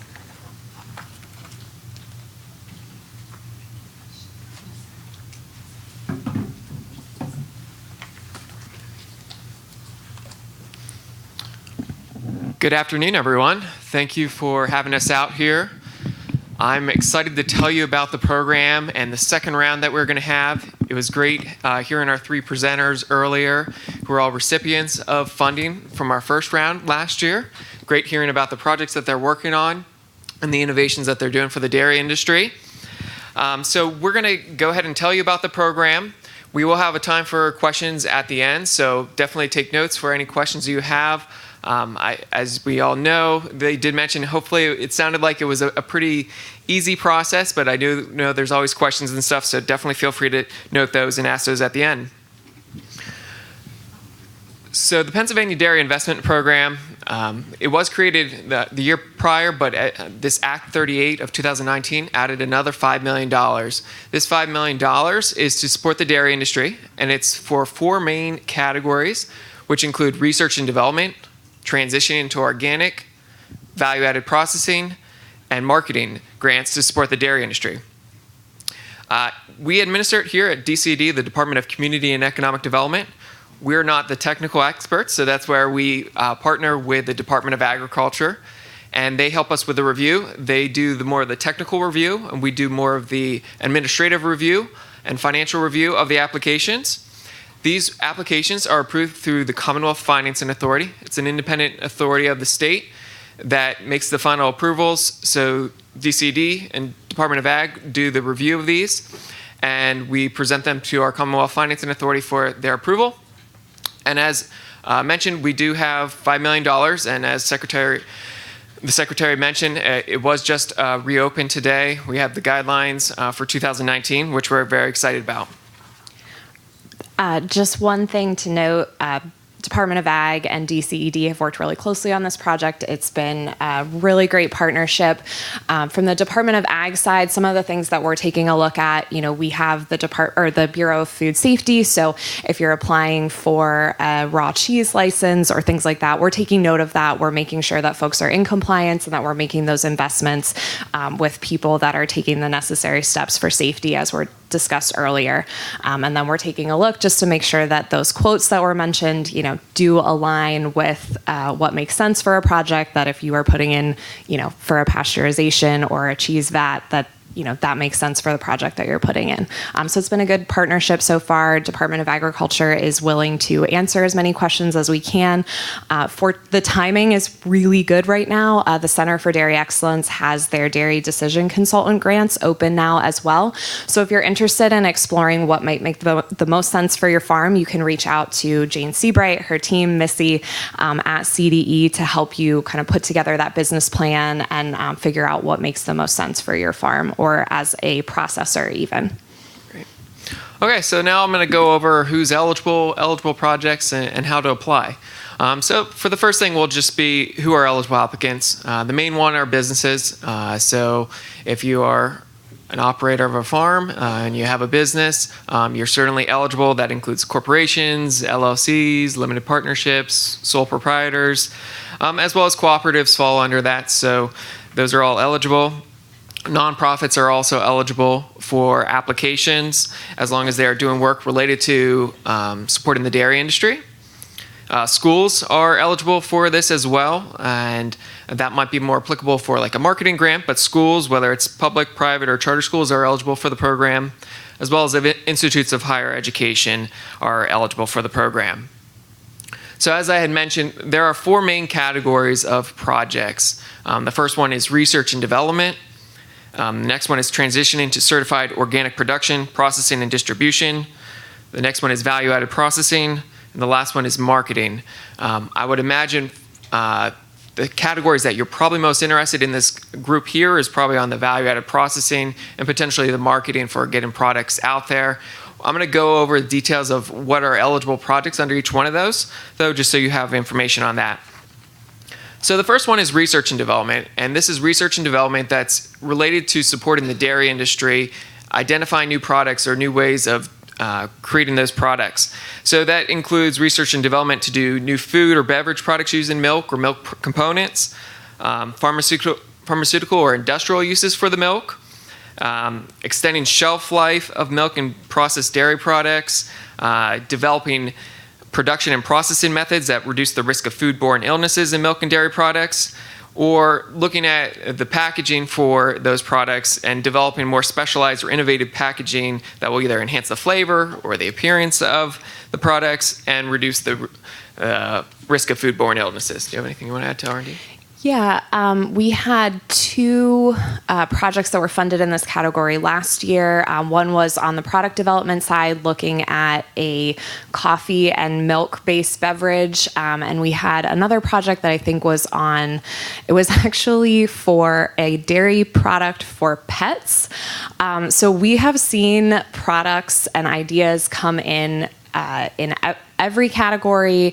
We have not had any on the organic transition side, but that's another opportunity that would make sense for a farm looking to, move into the organic market. But it's been very interesting to see the creativity and the innovation that is already out there. Last year, leading up to this project, we had been in many meetings with farmers, with processors from all around the state.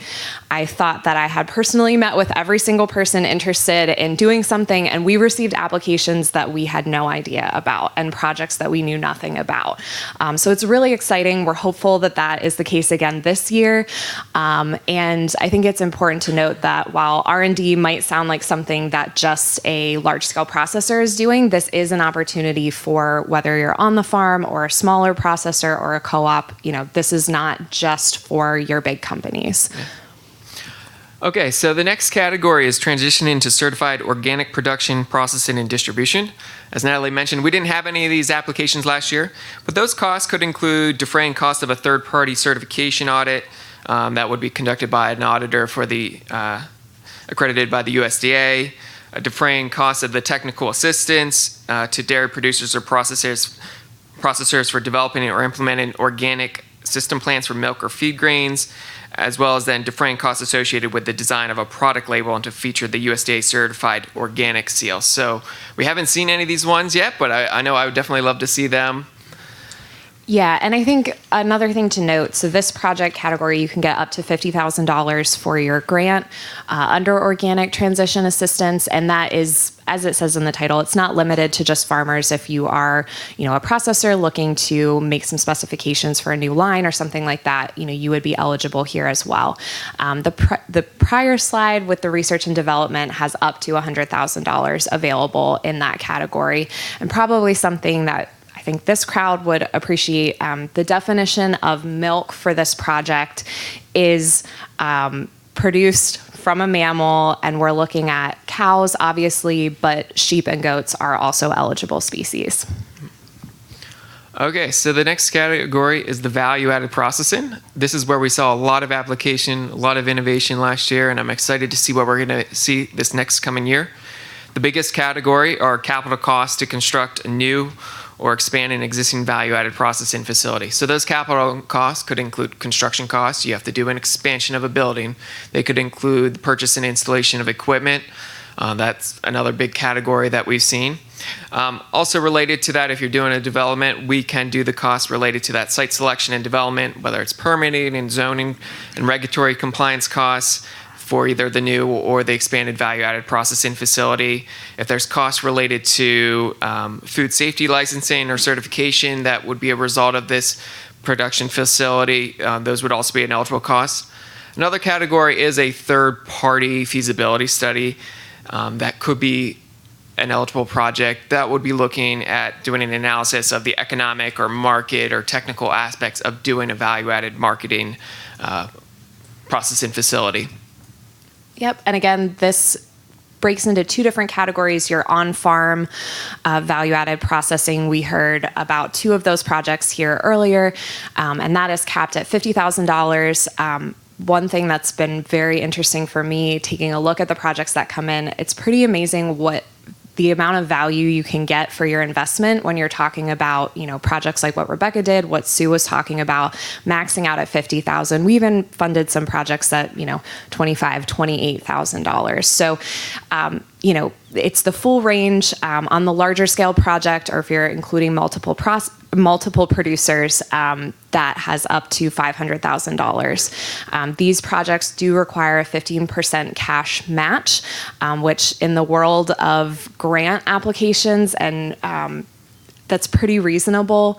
Again, these are grants, they're reimbursements, so you have to spend the money to be repaid for it, but this is pretty unprecedented, I think, in terms of Commonwealth investment programs.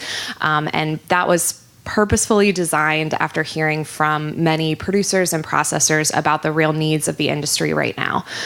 So I know Governor Wolf, the legislature, came together on this program. They're very interested in making sure this is successful and benefits as many farmers and processors in the Commonwealth as possible. Yeah, one thing I'd like to just add here, since this is the biggest category, so value-added processing, that is the process of taking milk and producing products of higher economic value, so your cheese, your yogurt, ice cream. So this is not associated with the production of milk, so we're not doing on-farm upgrades. I know sometimes people are wondering, that's going to add value to me if I'm increasing my production, adding cows. That's not what we're intending here. It is associated with taking milk and producing products of higher economic value. So the last category is marketing projects. This is a pretty interesting one because as we were hearing, there's definitely a lot of competition out there for other products that are trying to take the place of milk. And so marketing is a way to help get information about your product out into the world. So we do regional or local branding efforts that serve either one producer or multiple producers and complement the PA Preferred program. We can do paid media advertising that would be intentionally focusing on a particular market or segment in the marketplace to try to influence those consumers to have more dairy products. Another interesting one is developing on-farm tourism opportunities as a potential source of additional revenue for a producer. I know my kids always love going to dairy farms like that, that they can go see the cows and they can get ice cream and we can buy milk. Another one would be promotional campaigns, including the pairing of milk and dairy products with other PA-produced foods and beverages. All these items in here, this is not an inclusive list here. I didn't get to list them all. I didn't want to go over that. There is all this information in the guidelines, which I'll mention more, but if you want to go a little into marketing. Sure. I think there's a lot of opportunities here. Last year, we had some statewide campaigns, which was great. I see Dave Smith here with Pennsylvania Dairymen's Association.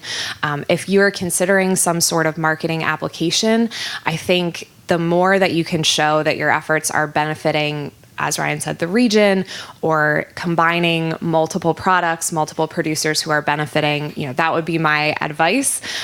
Trying to get the most bang for your buck. I do think the last category that's listed when you're talking about pairings of dairy products with other Pennsylvania produced commodities, I was happy that Sue talked about, beer, wine, cider, as a food person, I am personally excited by pairing all of those things with cheese or other products.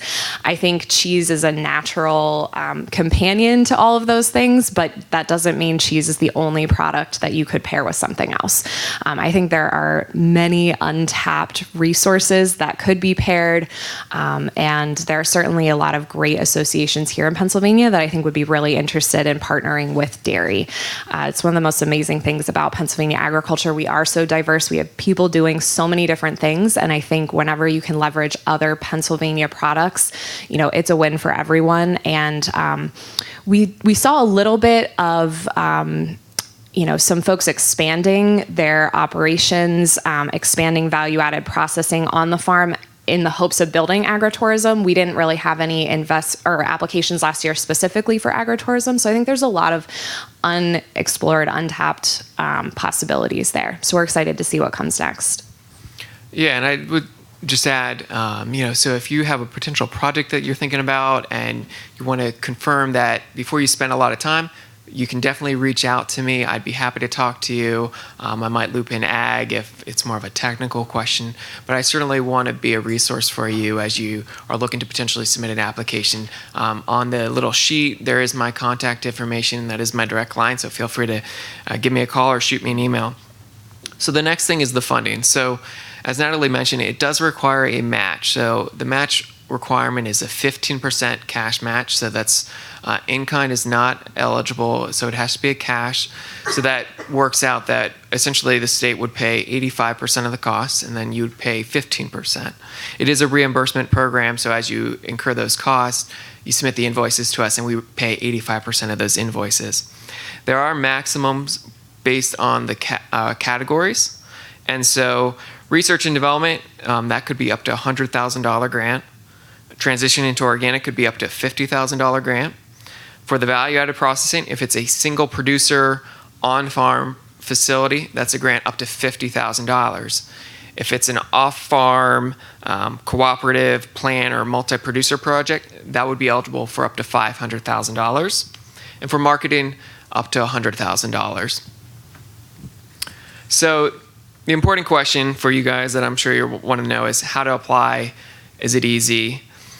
So the first thing that I would want you to do is go to our website to download our guidelines. These were just approved this morning by the CFA, so make sure when you download, it's the September 2019 version. The September 2018 is last year's. Just some small minor tweaks. But our website is dcd.pa.gov, and when you go there, the easiest thing is in the search bar, just type in dairy, and it will pull up a page about the program. And it's a PDF of about 11 pages, and you'll be able to download it. It includes a lot of this information that I'm going over right now, who's eligible projects, and how to apply.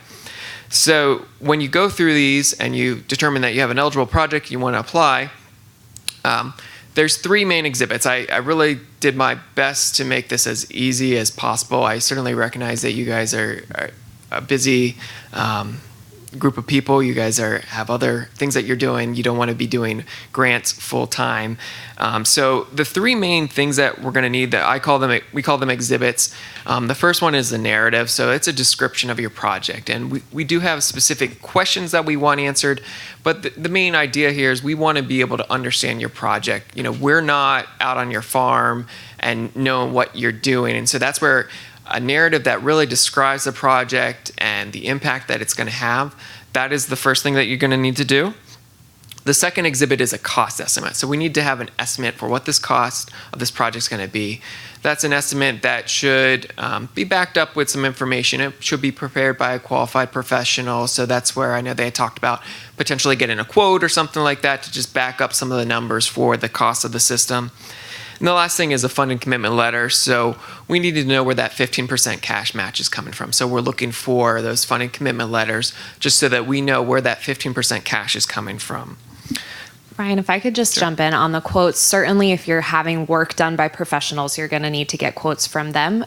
We also had people just, taking their own quotes in essence by looking at, if you're just buying a piece of equipment, they're providing, a printout from a website where they were going to purchase it from, just so that we're making sure, that you can easily see where the money is going from. Obviously, this is taxpayer money, so the legislature wants to make sure that it's going for the intended purpose. And so I think there are certainly quotes that you have to get from others, but there are ways to do it yourself depending on your project. Yeah, and as far as the quotes go, you don't have to get all the quotes as far as competitive bidding for submitting the application. So if you're awarded funds, that's where we need to see that you are getting those competitive quotes. But for the purpose of an application, we just need one cost estimate, but then you would be responsible for getting competitive bids. So as far as the applications go, I am excited. The guidelines were approved today. The program's open. We are accepting applications now through November 15th. And we submit those applications are submitted through our online portal, which is called our electronic single application for assistance. I think it's fairly easy to do if you're comfortable going on to the website and creating a login.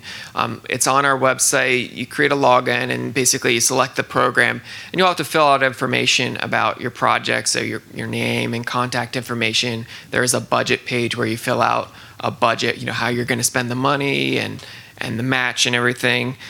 There is some brief narrative questions in there, just again about the project, the timeline, what you're going to use the funds for. And there is a $100 application fee that you do pay online. We accept credit cards or debit cards, and that's submitted online. We do have you then mail 2 hard copies of the application and required supplemental exhibits. That's for us to review. So 1 copy is retained at DCD. I assign it to an analyst, and they'll review the application. And then we also send a copy over to Ag, and they do the technical review for us. And it's really helpful. Again, my background's not in agriculture, and so that's where I'm really relying on Ag to give us that technical expertise. Do you have anything to add as far as the application? No, I don't think so. Just for timing, you're submitting your application through November 15th. There's a period of 60 days for the reviews and to make sure that, as Ryan mentioned, the Commonwealth Financing Authority is the entity ultimately approving the applications. So they need to be briefed, their staff needs to be briefed. And then, you would be finding out that you get your application or you're awarded your grant in January, provided that the CFA has its meeting. So it is a little bit of a process, and I just want to be upfront with folks that it's not November 15th you submit and November 16th you find out. We do need some time to do the reviews. Yeah. And as you mentioned, we do have that review period, and that gives us time to look at the application and ask any questions that we have. So, if you forgot to accidentally answer a question, we're not going to reject your application. We're going to reach out to you and say, hey, you didn't answer this, or I need clarification.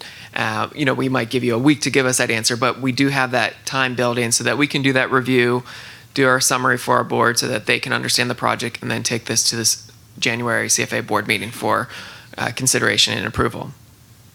So I'm sure you're wondering, what makes projects rise to the top? How are they evaluated? And so that's what we're going to cover next.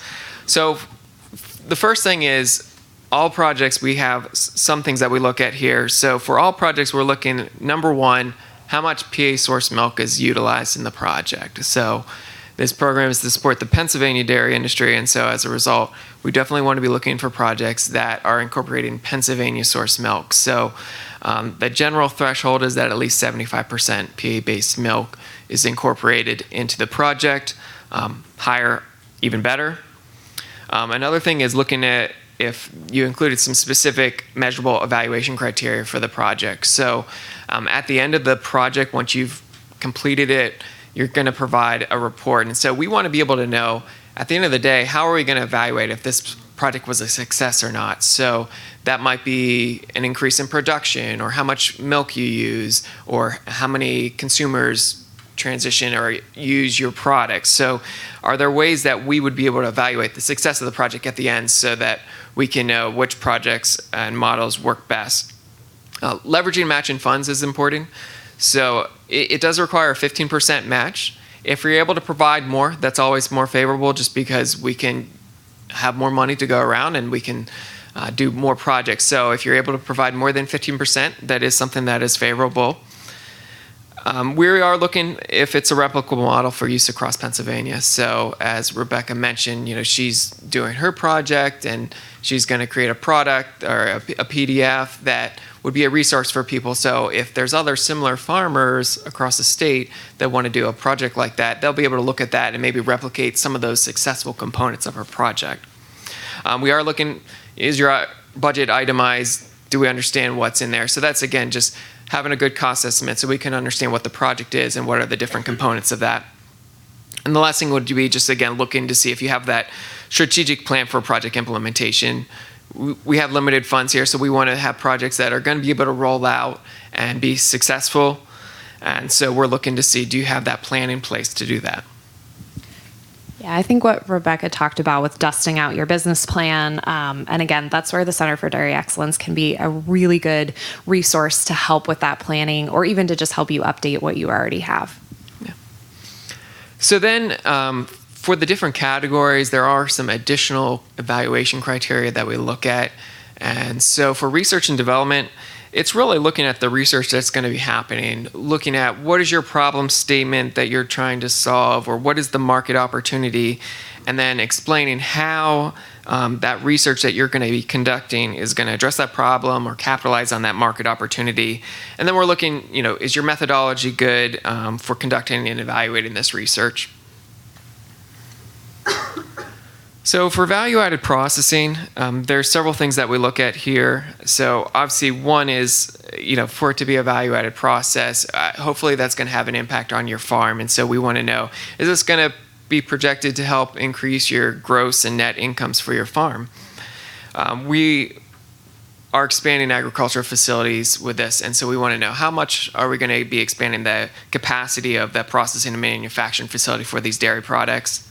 We're looking if there's any job creation component to it, or if there's workforce development or educational opportunities that would be a result of this project. We're looking at if it will result in a diversification of products, either for you as a producer or just even in the marketplace if you're introducing a new product that hasn't been produced in the market. Diversification is great. And then we're also looking at the ability of leveraging additional public investments in the infrastructure. So earlier was mentioned about the Philly port and stuff like that. There's broadband that's being implemented across the Commonwealth, but we're also looking, are you utilizing other state funds in the project? One thing I'll note, there are some other investment programs within the state that require X number of jobs to be created in order to get funding. That is not the case with this program, which I think is important, especially if you're thinking about on-farm processing, where it is a family business and you're not necessarily adding, 10 or 15 jobs. But obviously anything that you can do to stabilize, the workforce, if you are adding, that's great. I love Rebecca's example of bringing on interns in the future and exposing more people to agriculture and providing those job opportunities is sort of an added bonus, but it is not a requirement that you have to create X number of jobs to get funds. Yeah, and so then for the last category for marketing, the other things that we look at is, one, we look at if there's a set criteria by which the project will quantify changes in consumer preferences, buying habits, and sales. So, how are you going to account for the impact of this marketing dollars? We're looking at, who are you targeting here? Do you have a specific demographic or psychographic segment in the consumer population that you're targeting? What's your plan for targeting them? And then if you're leveraging other sources of funding from the dairy industry for creative development to do this marketing.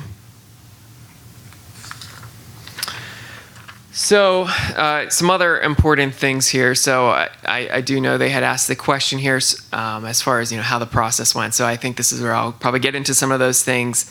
The first thing would be just noting that it would be one project per application. So because we evaluate a marketing project differently than we do a value-added processing, we ask that you don't mix the application. So if you have a value-added processing project, that would be one application, and you are allowed to submit multiple applications. So you could do a value-added processing, and if you want to, say, get a marketing grant, you could submit a separate application, but we do ask one application or one project per application.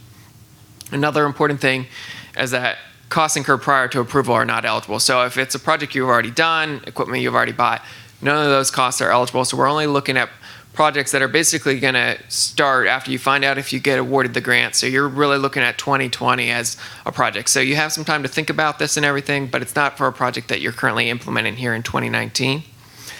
Another important one just to note for your planning process, for getting those cost estimates and estimating what the cost will be, is that the Pennsylvania Prevailing Wage Act may be applicable to the project being funded under this. So the general threshold for this is if a project receives state funds by state law, Pennsylvania Prevailing Wage Act could be applicable to the project if it exceeds $25,000. So that's something that you'll want to consider because those wages could have an impact on the cost of the project.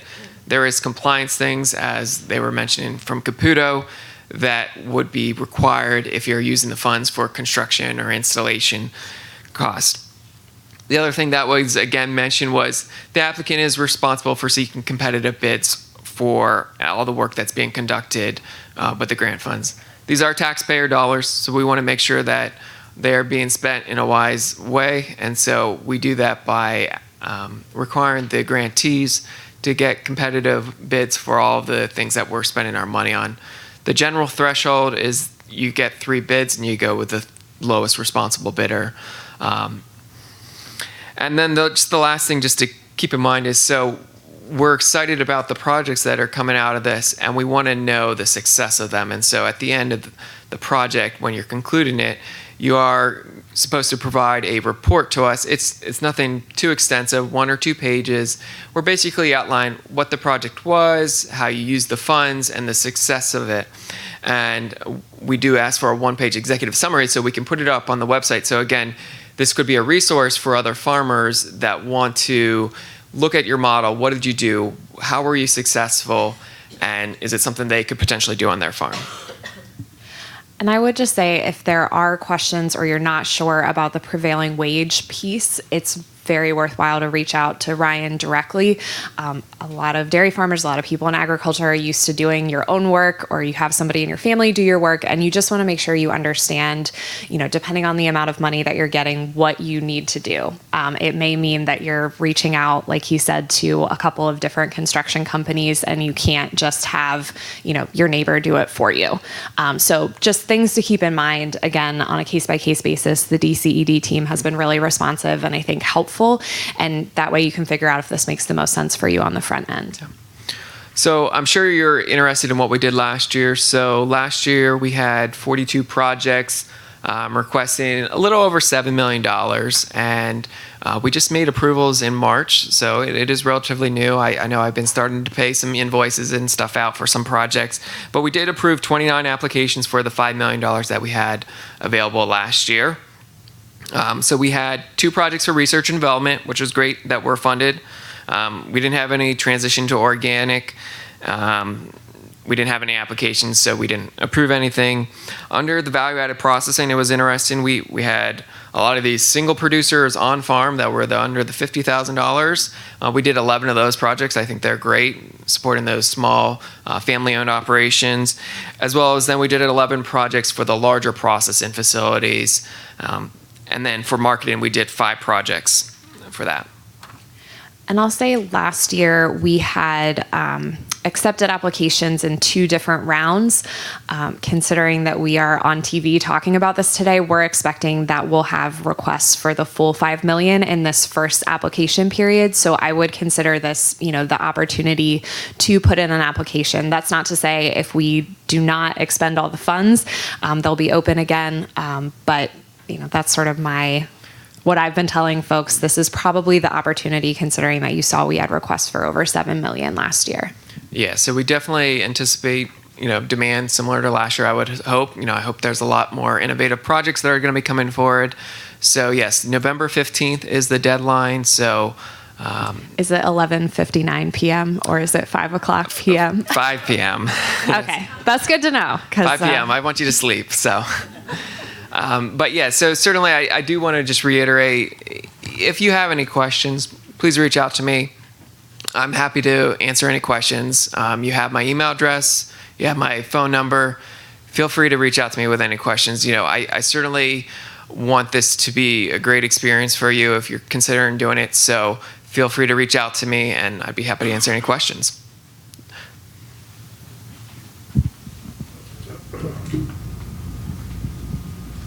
We do have time for 1 or 2 questions now, so it's...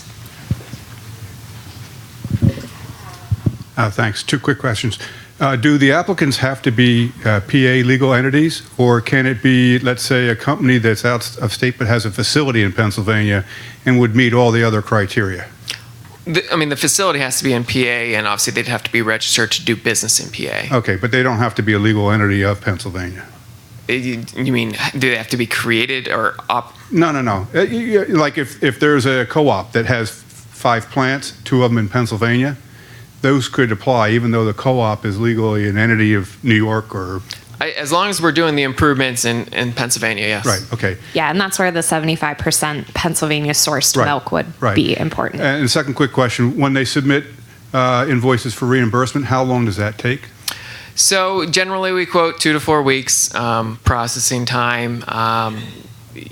That involves us, reviewing the invoices, making sure we have everything that complies. So that's where if it involves construction, we're looking to make sure you have your prevailing wage information and the non-discrimination and the competitive bid stuff. But generally we quote 2 to 4 weeks to reimbursement. Another question? Thank you. This is very interesting. A couple of quick questions. One, as we know that many people in Pennsylvania do not have broadband access, is there an accommodation for those that can't submit online? Unfortunately, it is an online application that has to be submitted. I don't know if there's an area you could go. I mean, you can certainly compile all the information, in your Word documents and stuff that would get uploaded, but it would need to be submitted online. Okay. I'm with the Center for Rural Pennsylvania. I'm not a farmer, so I'm just asking that question. The other is, how much time do they have to complete the project? So these applications, they'd have about a 2.5-year window to complete the application or project. Any other questions? I see. Is that a hand?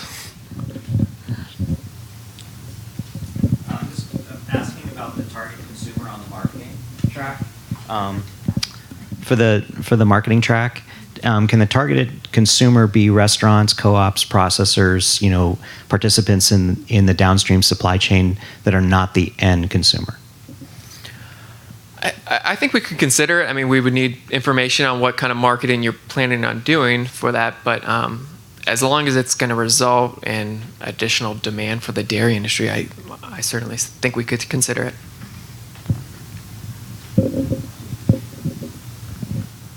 You sparked a question for me on the reimbursements. Is that done on an ongoing basis or at the end of the project all at once?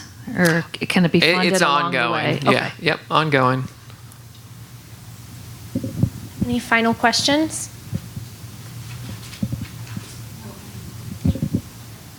If you were awarded a grant last time, do you need to have that one closed before you reapply for another?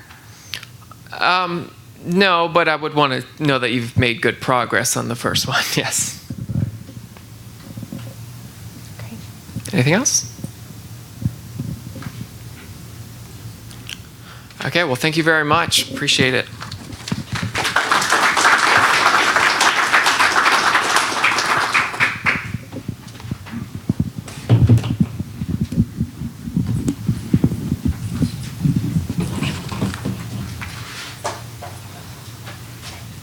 Ryan and Natalie, thank you very much for coming and sharing about the Dairy Investment Program today. I know that you, along with many others in this room, are excited by the possibilities that this program can inspire. So up next, we'll learn about some food safety and what should be considered when developing a new on-farm or value-added venture. Again, we'll have time for questions and answers following the presentation. Our first speaker will be Dr. Ginger Fenton. Dr. Fenton is a dairy extension educator based in Mercer County, where she primarily works with milk quality and safety issues, farm safety, and FSMA for animal food and dairy processors. Dr. Fenton earned degrees from Penn State University in pathobiology and food science, and holds a bachelor's degree in environmental science and biology from Edinburgh University of Pennsylvania. Thanks for joining us. Thank you. I feel like I'm bringing the Cliff Notes version of this. This is the textbook that we teach the FSMA workshop from. Not to intimidate you, but just to show you it's a good resource and it's very encompassing. So I'd like to acknowledge here before I go very far, her name has already been mentioned. I co-present this workshop with Dr. Carrie Collegian. She developed these slides because she's done these workshops throughout the state, and she was not able to be here today, but I think, like I said, we teach this together, so we both do food safety. The way we tell people we divide this, I work with milk from the cow to the bulk tank. Carrie takes it from the bulk tank to the final product. So we're a team in that. And I'd like to also recognize we're part of the value-added team. Sarah Cornelis is here. She's our marketing person on our value-added dairy team as well. So I use the acronym FSMA. That's kind of how we pronounce it. It stands for the Food Safety Modernization Act. This is legislation that was designed to shift the paradigm in thinking in food safety back to prevention. For a long time, the mindset was it was up to the end user to make sure that product was safe. And now we want to make sure at each step in the food chain that we have safety built in. So this sweeping legislation was signed into law in 2011. It's been around a little while now, but we're just getting to the point where it's getting implemented in the industry. And like I said, it puts the emphasis on food safety back in the hands of the manufacturer. Good. And why is this important? Don't mind me. Oh, thank you. Okay, we're good. Okay. This is animated, Jane, so you can just... the reason that this is important, why should I care about food safety? There have been outbreaks associated with dairy products, with all kinds of foods, but those pictures that we saw, there are certain populations that are more susceptible to foodborne illnesses. We saw pictures of children, pictures of the elderly, of immunocompromised folks. We heard about listeria earlier, and that is definitely one that's a big concern to those populations. So we put FSMA and food safety plans in place as a systematic way to avoid these. What it means to you. Like I said, it's a way to avoid these situations from happening. We think about any possible way that food could become contaminated, and basically we have a plan in place and controls in place that are going to prevent that from happening. It puts the responsibility back on you as that manufacturer or processor, and it's the ethical thing to do. It's the right thing to do. We're representing the dairy industry. We want to put a quality product out there. So food safety is not a marketing advantage. It's a responsibility and a requirement that we should all be doing. FSMA's part of the sweeping legislation I mentioned. It has 7 different rules that were implemented. We're talking specifically about the human foods one right now. There's also, it encompasses animal food, produce, intentional adulteration, transport is built into that, certified auditors, and also the foreign supplier verification program. Those are the 7 branches of FSMA. The specific name of the rule that we're talking about is the Preventive Controls for Human Food Rule. It's in the Code of Federal Register 21, or federal regulations. It encompasses good manufacturing practices, hazard analysis, and risk-based preventive controls. So those are based on scientific documentation, hence the risk-based part. Also covered under that is inspection and compliance, and I believe my co-presenter will talk a little bit more about that. It provides a way of tracking the response forward and backward. We talk about recalls with this, and also prevention. The foreign supplier verification program I mentioned covers the import part. And then the final part of FSMA, it encourages partnerships. There are some things I certainly can't answer and that we refer to other entities to answer. So there's partnerships with FDA, partnerships with various organizations. And one of the closing slides I have will detail some of the resources and some of the other places that you can look to help you get started to implement your food safety program. Okay, here's the part from the regulation that would be applicable to you as you're starting a value-added business. This basically just lists these, and the reason it's up there, I'll break it down a little bit more and determine which might apply to you. But the first part's the general provisions. I've already mentioned the good manufacturing practices. Those are going to be applicable to everybody. There's a hazard analysis and preventive controls. There might be some modifications or modified requirements, and then you could have exemptions depending on where you fall in that. There's record keeping and supply chain programs also. So we could go to the next one. This is where the definitions now are important. The 2 things I'll talk about, you could fall under the term covered facility. That means that you manufacture, process, pack, or hold one or more ingredients. So you're producing some type of food. This is probably, not probably, if you fall under 415, if you're registered as a food manufacturing facility under that, if that's familiar to you, you're probably going to fall under as a covered facility. A qualified facility might be of more interest to many of you. And the definition is up there. It's a business that has annual sales of less than $500,000 during the previous 3-year period, and at least half of those sales go to consumers, local retailers or restaurants within the same state or within a 275-mile radius. And you can find, these definitions are in the regulation. I'm glad to send you anything that's up here too. If you're not writing it all down, don't worry about it.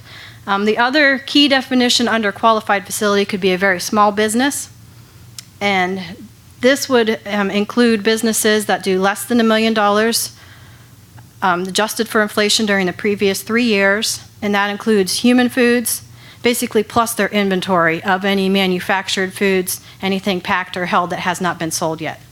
So anything in that facility. So if you fall under one or the other of those definitions, you would be a qualified facility. Okay, and the reason those definitions are important, with FSMA, if you are a qualified facility and you meet all those requirements, then you're not subject to all the parts of the regulation. The ones that are highlighted in the lighter blue, which would be the general provisions, the good manufacturing practices, and then the modified requirements. Subpart E then also tells you if they determine that you are not meeting your requirements, that exemption can be withdrawn, and that's what's detailed there. Okay. A covered facility, however, is subject to the other parts. So again, A and B, you notice those were across the board, but they also have to do a full-blown hazard analysis and implement risk-based preventive controls. And then subject F is the record keeping.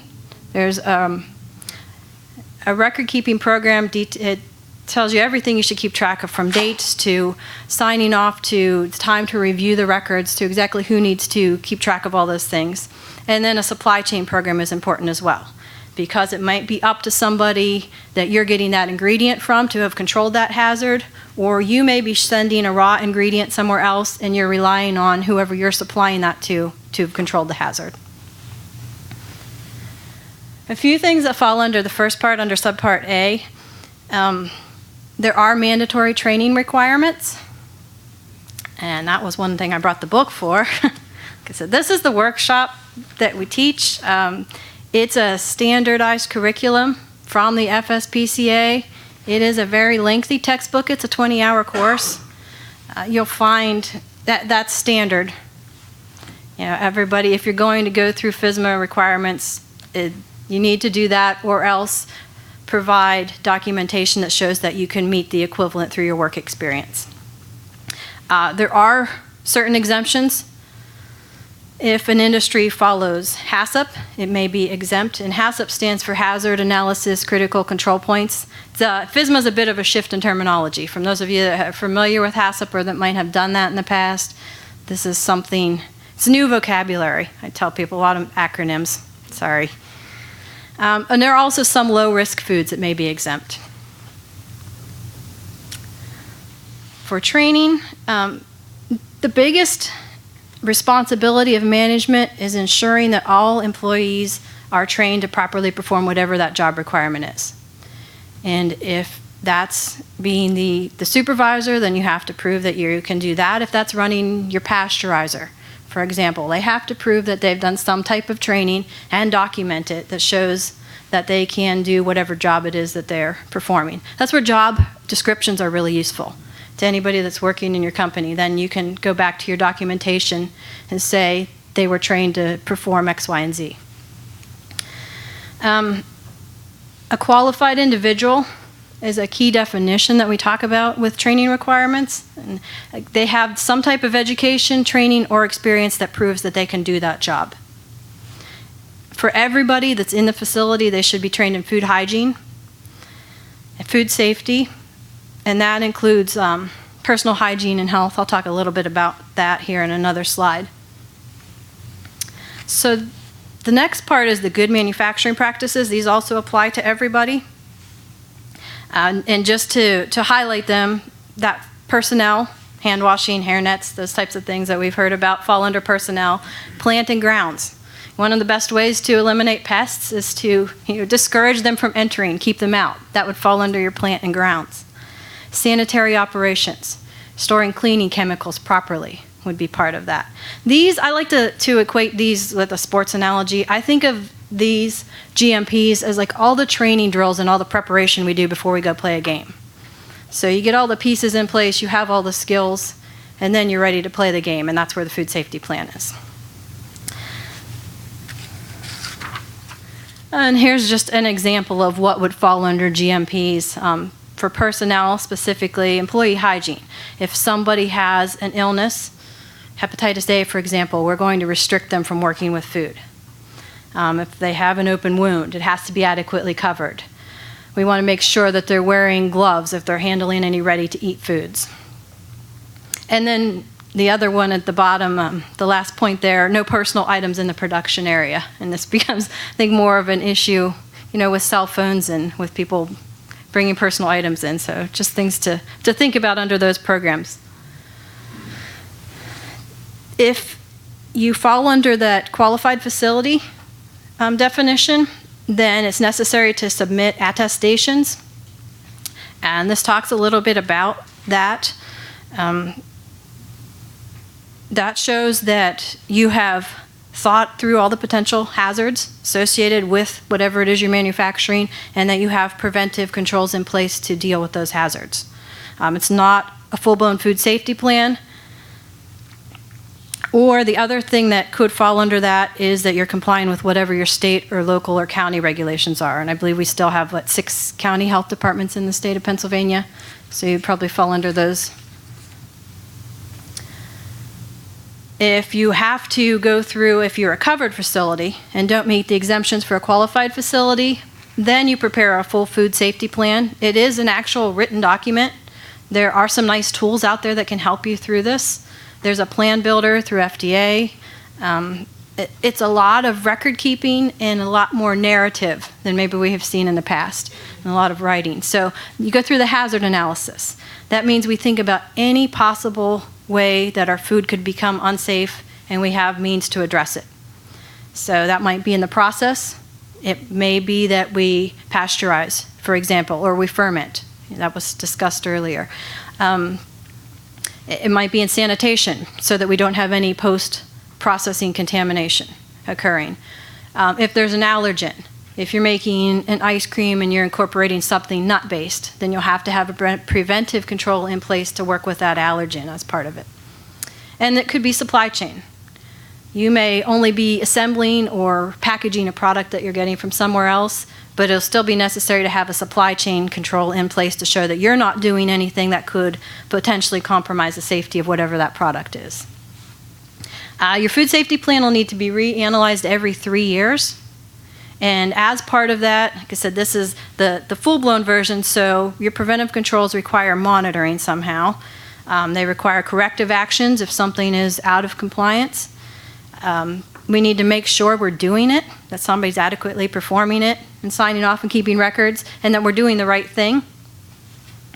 So those are all part of the record keeping for our preventive controls.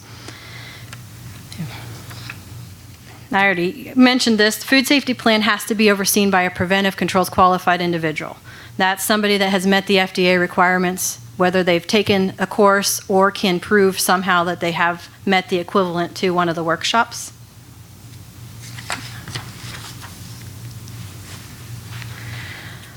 To conduct a hazard analysis, again, we think about anything biological, physical, chemical, any way that it could be introduced from the time that's received into your facility, through processing, through packaging, through transport, and we want to eliminate the possibility of that happening or have measures in place that can control that. We determine if that's very likely, what the likelihood is of that to happen, and the severity if it should happen. And then that's how we determine which ones get specific controls. So that was a lot. If you haven't done this, if you haven't thought through a food safety plan, Don't be intimidated. This is something you can take in little pieces. Don't panic yet. Take a deep breath. I would advise, if you're going to work through this, set some target dates and set some goals. It might be first you think through your process and make a flow chart. You may want to work with other people. There are some great examples out there.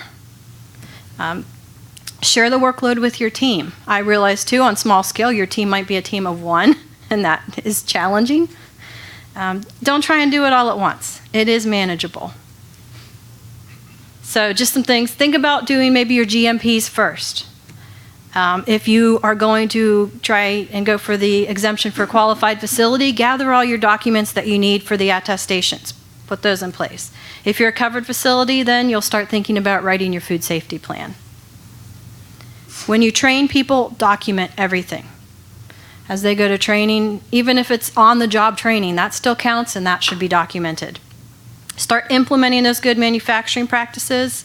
Develop a flow chart of your processes so you can determine where you need to implement your preventive controls and where possible hazards could occur. And then develop any record-keeping procedures. Walk through and inspect things yourself. If you don't know, get outside help. Carrie and I are glad to do this, and there are many other people. There are consultants. There are a lot of other workshops. You can find one of the resources I have listed. The FSPCI website lists all of them. You can do half the course, half online. It's the combination course, and then do the rest in person. And then I just have a bunch of references. One of the ones I would highly encourage, go to the FDA website, look up the guidance documents. There's guidance documents for small businesses. There's a guidance document on good manufacturing practices. If you're diverting to animal food, there's documents for these things. There's also the FDA plan builder that'll help you build your food safety plan. You can find it there. I put, where did I put it? Under my book, our program guide. I brought a stack of these. This lists a lot of the food safety workshops and just the food processing, dairy processing workshops that we do at Penn State. They're in here. So that can be another source of information. American Cheese Society, they have resources, best management, good production practices there. Dairy Practices Council has a ton of guidelines and can help with troubleshooting. Innovation Center for U.S. Dairy has a module on artisan and farmstead dairy that you can walk through. Cornell has a course on GMPs specifically. It's one of the only ones I know of that's specific to GMPs. And then the author of the textbook, Food Safety Preventive Controls Alliance, has a very thorough website with lots of resources listed. Just a quick plug, Dr. Kalijian has 2 workshops coming up for small-scale dairy processors. They're 1 day each. One's Fundamentals of Quality and Safety. It's October 1st. And then the other one is Hazard Analysis for Small-Scale Dairy Processors. If you're interested, you can contact her directly with details. And then we have the full-blown workshop. It is 20 hours. It's 3 days. It will be October 8th through the 10th. So with that, I will, I guess, hold questions until we do the second part. So thank you for your attention. I know food safety is not the most exciting topic to everybody, but it's me.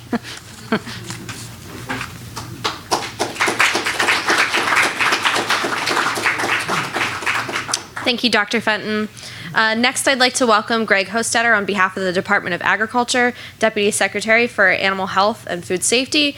Greg Hostetter manages a family grain and beef farm and previously partnered with his father for 23 years to run a 150-acre dairy operation.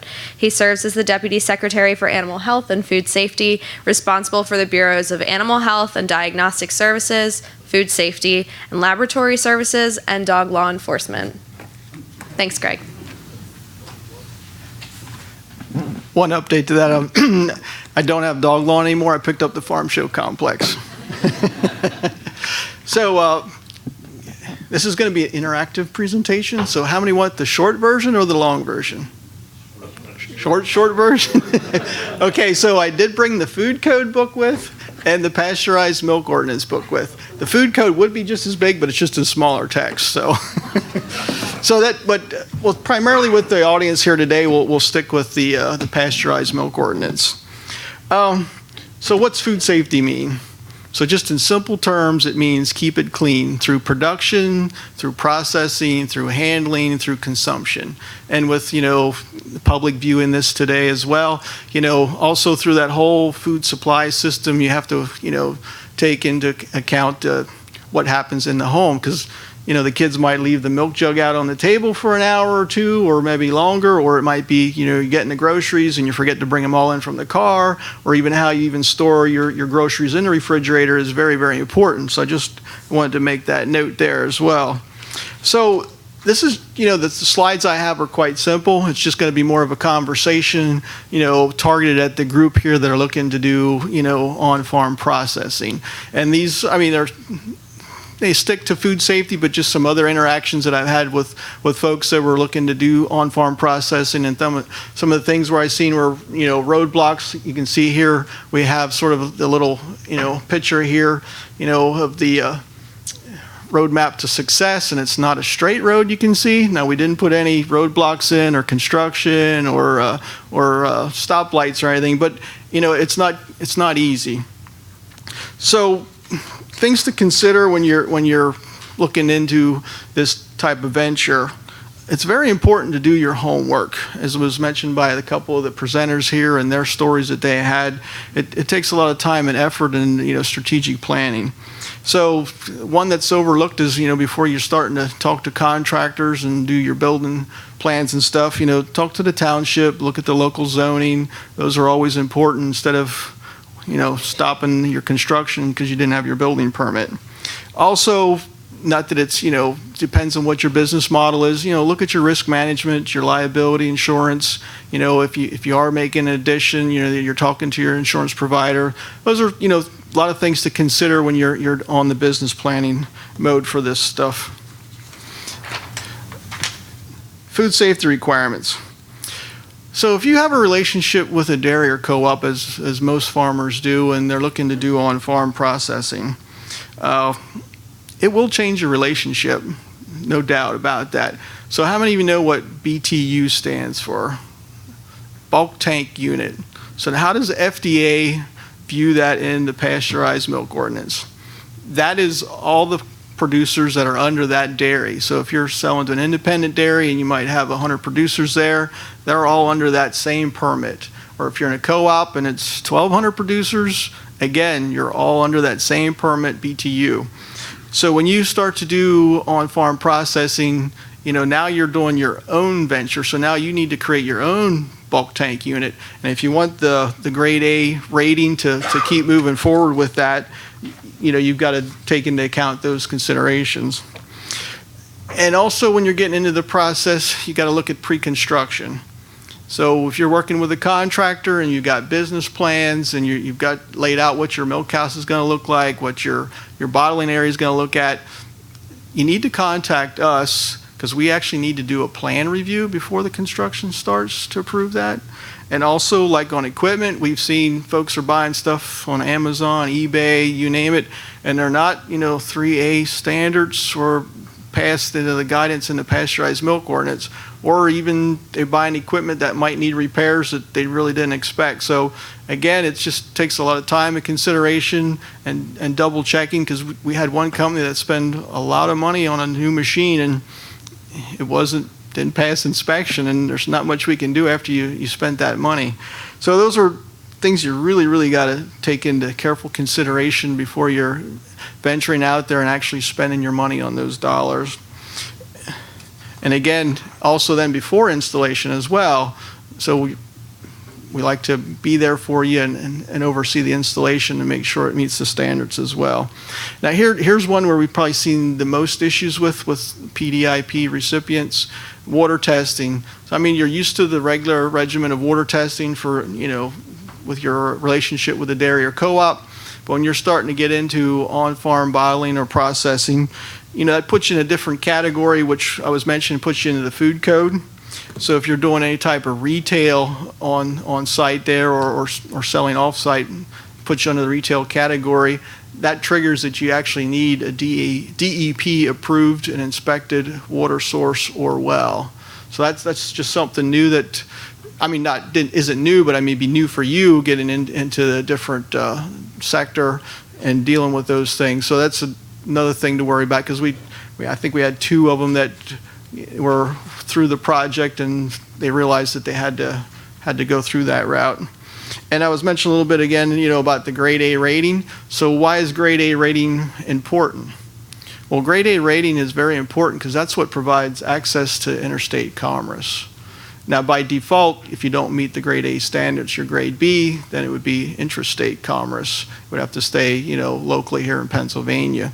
But grade A rating is very important if you want that access to markets. And a lot of folks don't realize a lot of what we do in food safety and animal health, the work that we do on behalf of the federal government, it's all about interstate commerce. So those are standards that provide us to be able to sell our products across state lines or receive products, that everything's on the level playing field. And that's why we adopted the pasteurized milk ordinance and into our state here and follow those guidelines.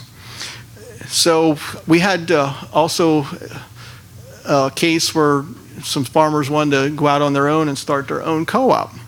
Again, they jumped right into it without knowing quite how everything works. So when you do that and you start a new co-op, you're looking to get your BTU rating to get it a grade A. Well, the farms changed hands, and that triggers so the records don't come with them, and this can be a long story. But short story on this, you still need to understand the process that you can navigate a lot better through that to keep those ratings and that interstate commerce. Labels. This is another one. So a lot of folks that we deal with go out and just design beautiful labels. They go and get them printed, and they'll get a couple thousand of them, and then they start selling products, or they send them in, hey, do you want to look at this? And like, well, you missed a few things here. Again, the pasteurized milk ordinance, defines what has to be on those labels, and some of those are simple and some aren't. So just product name. So you might have people that are bottling chocolate milk and they just put chocolate on and forget to put milk on somewhere that's in the right point text and visible up front. Also, the weight of it, that's important. That needs to be on there. And if there's any, you're advertising something on there, proof of claims is another thing. So we need that documentation. And those are submitted, to our Bureau of Food Safety, and we review those and approve those. So these are like a lot of the basic things, that you might encounter when you're going down that road to do these things. And just to summarize a little bit, preparing your roadmap, it's all about business planning. So, doing your homework, good business planning, talking to other people that went through the process. And again, it's just not one agency. Sometimes it's multiple agencies. Like in this process, you're dealing with DCED, Department of Ag, Bureau of Food Safety, sometimes even maybe Bureau of Animal Health, dealing with DEP, depends what you're doing. And also, if you're hiring people, now you're into another realm as far as, labor and industry and everything else that you need to take into consideration. So again, homework, look at your approval process through the whole way, water testing, and then if you need to maintain a grade A rating standards as well. And also, again, just business planning, if you're coming in for the PDIP grant, that's very important. If you need other assistance in financing, you're going to a lender or a banker, having a solid business plan is very, very helpful, and it helps you expedite your projects and your goals. And also, the Farm Bill opportunities, that's why we're here today, with what's available. In your business planning process, we got the Agriculture Business Development Center, so you could use some of that funding to get your business plan done before you apply for the PDIP grant. So those are the highlights that I just wanted to have a conversation with you about when you're getting into the process. And we do have these resources, our website, and we have our 2 milk specialists. Call them, contact them. So we go out, we oversee pasteurizer installations or new construction installations that we're on site for that. As far as scheduling, it does take a little time because we're running around the state. We try to schedule and work with the producers on scheduling that to be there. Also, how many know what Code Red is? That's a refrigerated enforcement detail. So through the product, supply chain, we work with state police to look through, product integrity. And we had a couple of those interdictions this summer, looking at, checking refrigerated trailers that they were at the right product temperature. So again, with knowing the audience that might be on TV, to let the public know what we do every day. We're doing 50,000 retail and food establishment inspections a year, working with state police on the the integrity of product control through the supply chain. Those are some of the things I just wanted to sum up here, and I look forward to your questions.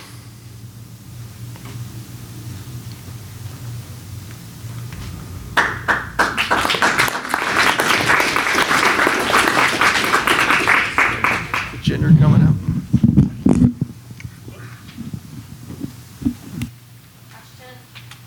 Questions for Ginger or Greg?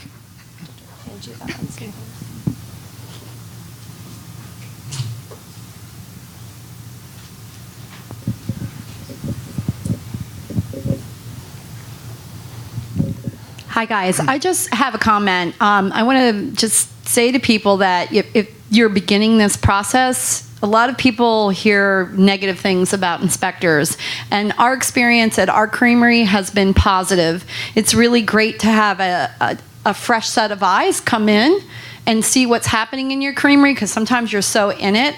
And I felt like our inspectors certainly were not like pushovers or not that type of person, but they're always there to support us, educate us, want us to be successful. So I think that really is a testament to the office, and I thank you for that. But we feel really fortunate that we have a great relationship with our inspectors, and so I don't think you should be intimidated by that.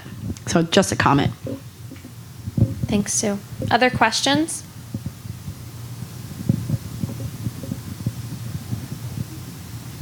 Great.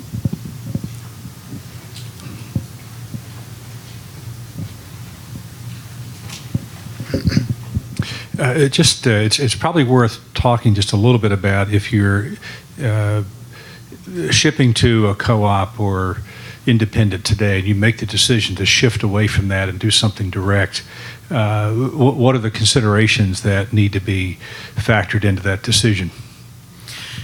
Yeah, so that could be a two-part question. I mean, if you're still maintaining some relationship or you're leaving completely from the co-op structure.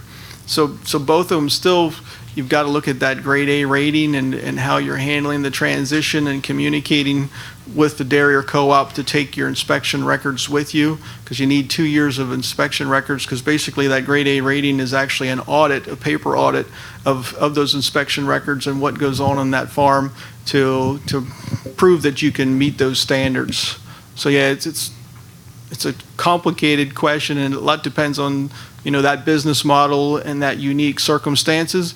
And also that brings up a good point. So when our inspectors ask questions, it's not because they're trying to be nosy, it's because they're trying to figure out where you fit and what rules and standards we need to deal with. Because like with FSMA, it depends if you're under a certain income level, you don't have to comply with FSMA, you're exempt.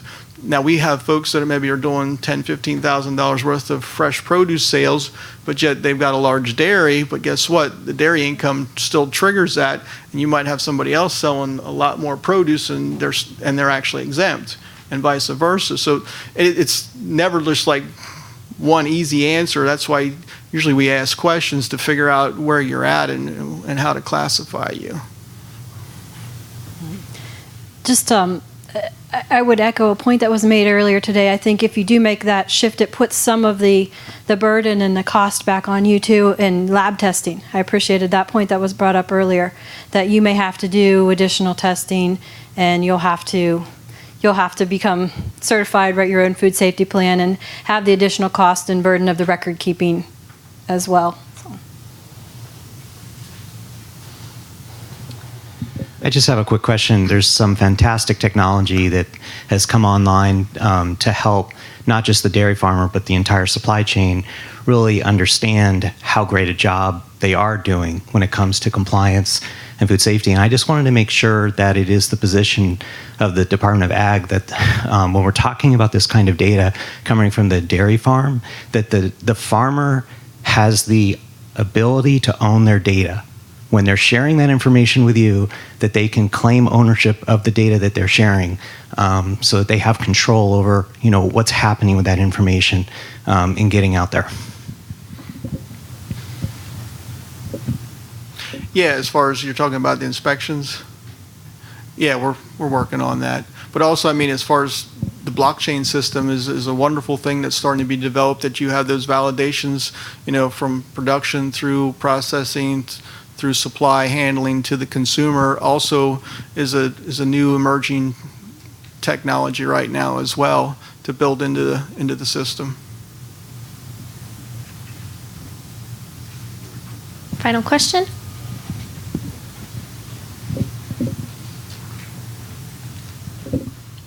I just wanted to clarify this for my own. You were talking about pre-construction approval. So if somebody was going to apply for the grant and they're building a creamery, before we apply for the grant, would you want an approval done to make sure it's compliant of what you plan on for your creamery, or?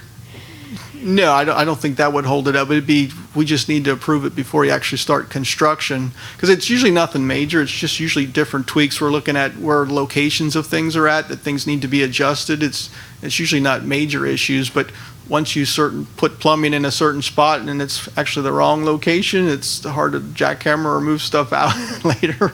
So it's more about that than it is, pre-approving that before receiving the grant. Yeah. Final thoughts, questions?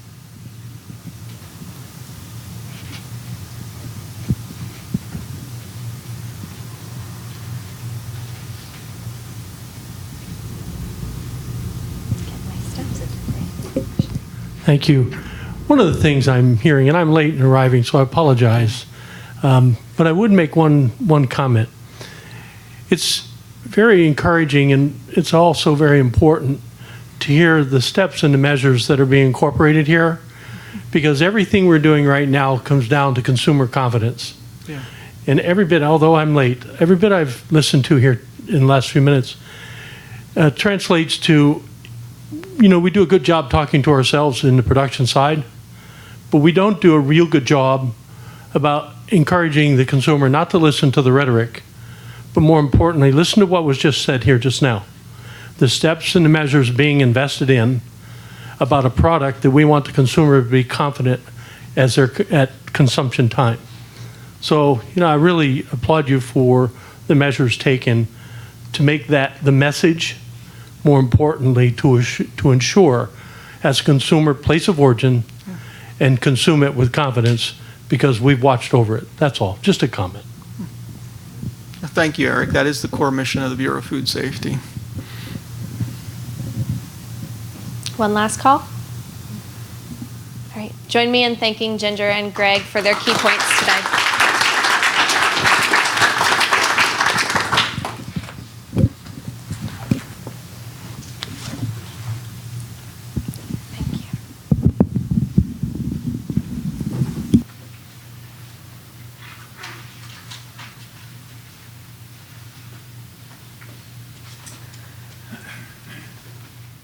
So our final speaker for today is Steve Terzo of the American Dairy Association Northeast to discuss the national efforts to support innovation and what resources are available to help farms promote dairy products.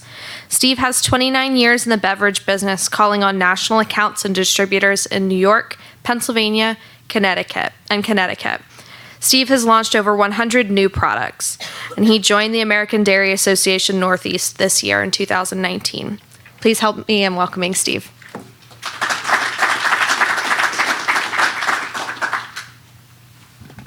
Thank you, Kelly. Today I'll be going over some trends, insights, innovation, and then some resources that you can use when creating some new products. Go one more. So at first, how big is the category? In the grocery channel, 94% household penetration. It's very big. 30 annual trips people make to the supermarket, and what they do is they look at this in a basket ring. so that you as a consumer is worth $2,100 to that grocery store. Categories $14 billion. Flavored milk right now, organic and lactose. It's in the $1.5 billion range. That is more than all the oat-based plant milks that are out there. A lot of people don't know it, but this category, just with these up here right now, are that big. Also, we're spending about $150 million on advertising this year. So if you look at trends over the last 5 years, whole milk, flavored milk, and lactose-free milk are growing over the last 5 years. These are the ones that you really want to be in, and they're putting a lot of money behind this in other categories that we see out there today.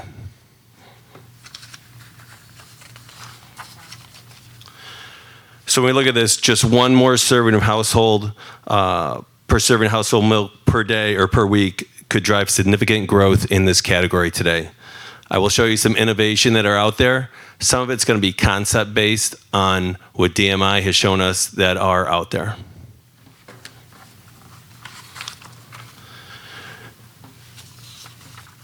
So how do we look at this? Pretty much it's any type of food when you're looking at health. Is it good for my body? Will I enjoy it? Can I access it? Do I feel good about buying it? And that's what milk is really all about. It's going to deal with peak performance, some functionality, and reasonable consumption. When we look at this, DMI has looked at the investment that goes into these products. Some of the new products is $800 million per year that has gone into this, which creates a lot of interest into the milk market. Some of the scientific things that I'll show you in a little bit has brought in about $200 million, infrastructure, about $700 million. And as I said before, it brings more spending onto the advertising of the milk. So these are concept-based products that are out here. And when Jane asked me to do this, I did a little bit of research, and I was surprised at all the different concepts that are out there. When you're driving down the road or you're just out there early in the morning, you dream of some new products that you might want to create. There's nothing that you can't create.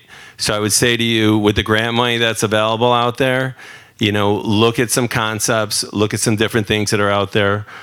These are 30 that were sort of tested, and the next slide will show you some of the ones that the group looked at. This was a survey group that looked at these products, and if you look at the 98 out there, those are products with maybe 98 calories in them. People are looking at this. If you look at other categories in the beer industry where some of the beers are 96 calories, Corona's out there now lowering their calorie count. These are some things that people are looking at. They're also looking at specialty milks, smaller batches of milks that are out there. Do people want those? Just like you might want an IPA beer or some small batch of beer that's created out there. It's the same thing in this market that they're looking at. And then you look at a product called Restore up there. The sports industry right now are looking at stuff with antibiotics. It's not antibiotics. What's that? Yes, they're looking at improved stuff that goes into the milk. And then if you look up there in the middle, Grow Happy Milk. It's for children out there. Kids are always going, Daddy, Daddy, Mommy, when am I going to grow? So a lot of these labels out there have something big to do with the milk industry and any product that you're going to create. You go next slide. So here's some real success stories that are out there. If you look at Fairlife, they're one of the biggest ones to come to market. They're on track to do $400 million this year, or $400 million in sales this year, and they're recognized as a breakthrough category on Nielsen's today. Their objective was to launch a new national added milk brand, to create excitement, sales, and drive response in the category, and I think they've done that year to date. Kroger. So Kroger's gone out there this year, and it's sort of their brand. We'll call it a Kroger brand instead of a private brand. But they've had a lot of new flavors out there. So these are some line extensions that you can use in some of your products that you have out there. But they put caramel, Belgian chocolate, and cherry out there.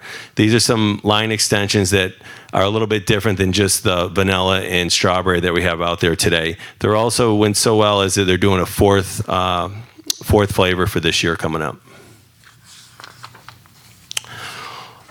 Turner's, Steve Turner does a great job, as many of the processors do. I'm just putting these guys out there today.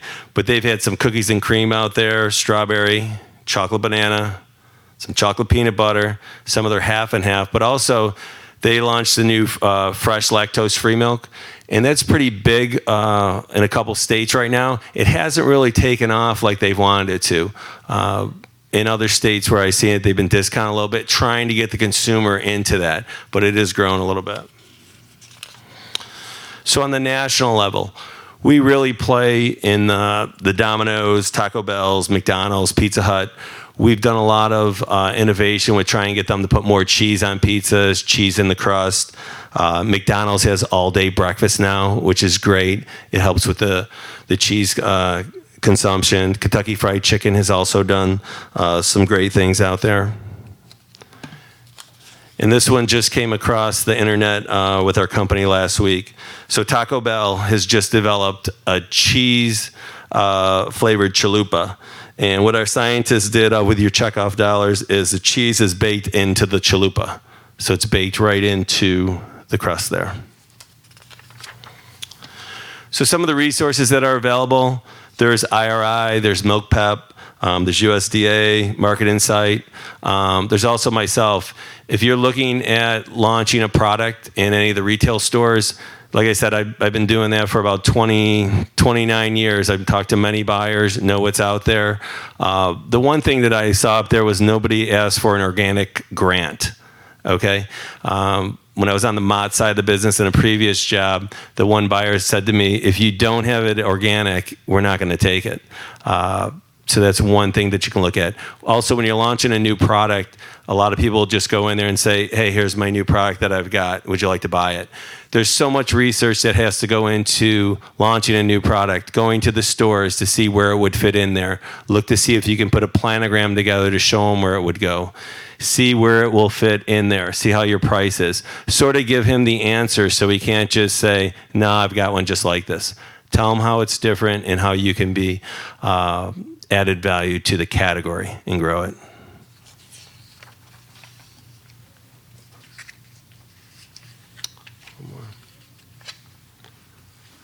So that's what I have for you today on innovation that's out there today, as some concepts that are out there. It was mostly a milk presentation. I know a lot of people here talked about cheese today. A lot of things I talk about would go into any category though. Do you have any questions on innovation, or if you want to launch a new product, who can help you out?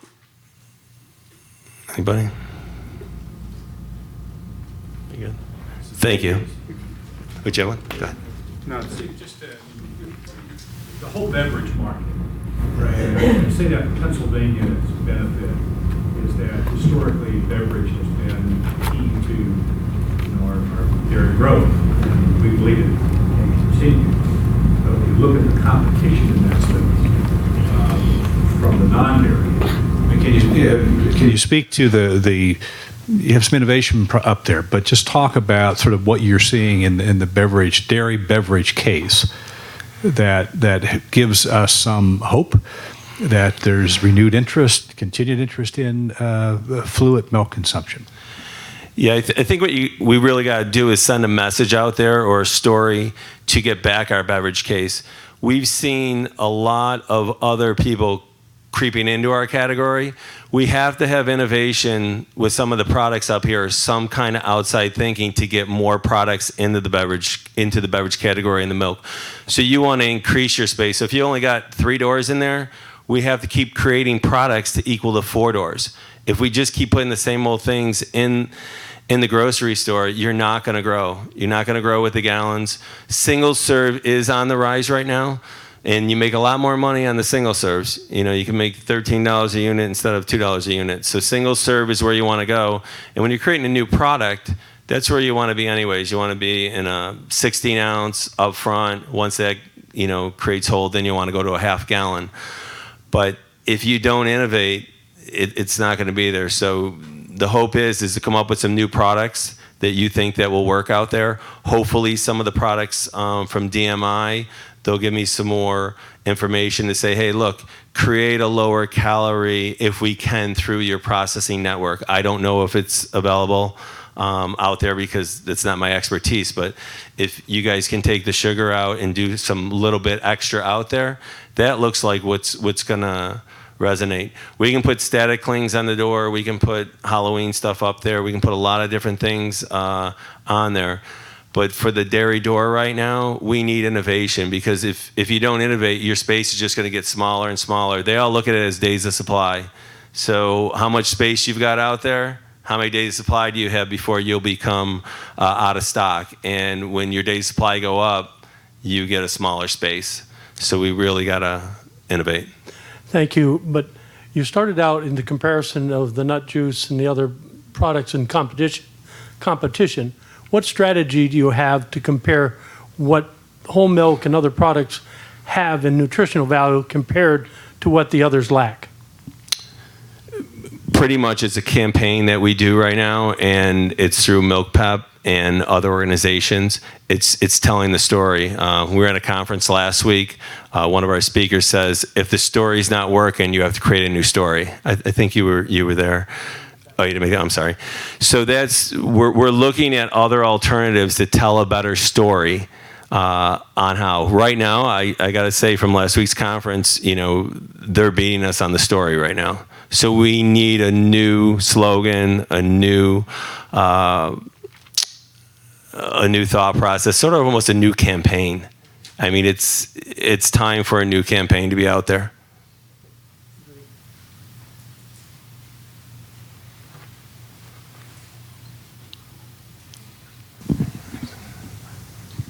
So my question is just more about the different types of products and flavors and things like that. Because in my company, we do a lot of the same things that Turner Dairy does, even the lactose-free fresh milk, the flavored milks. We basically had all those same things. And I've even thought about in PD doing flavored half and halves. But the drawback for us is usually, well, we're not UHT, so people aren't going to want it as much, or we're worried that might be a drawback for them, even if they don't realize it's only good 7 days after they open it.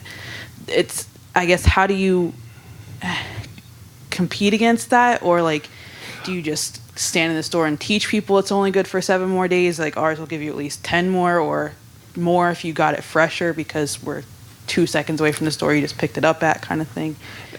I guess when I looked at a lot of the websites when I was creating this presentation, a lot of the websites, if you go on I'll say Turner Dairy again, but if you go on the website, it's very educational. The more information you can put on there, the more people are going there. So if they see a product and you're launching it, I mean, just putting a little static cling on the door that some of the retailers let you do, that'll create their mind when they go back home to look out onto the website. And that's my next thing. I've seen some great websites, and I've seen some websites that need to be updating. So make sure your website's great, because a lot more people are going onto your website than you think. With your phone and everything else, you can check it out. I don't think I answered your question on the time length out there.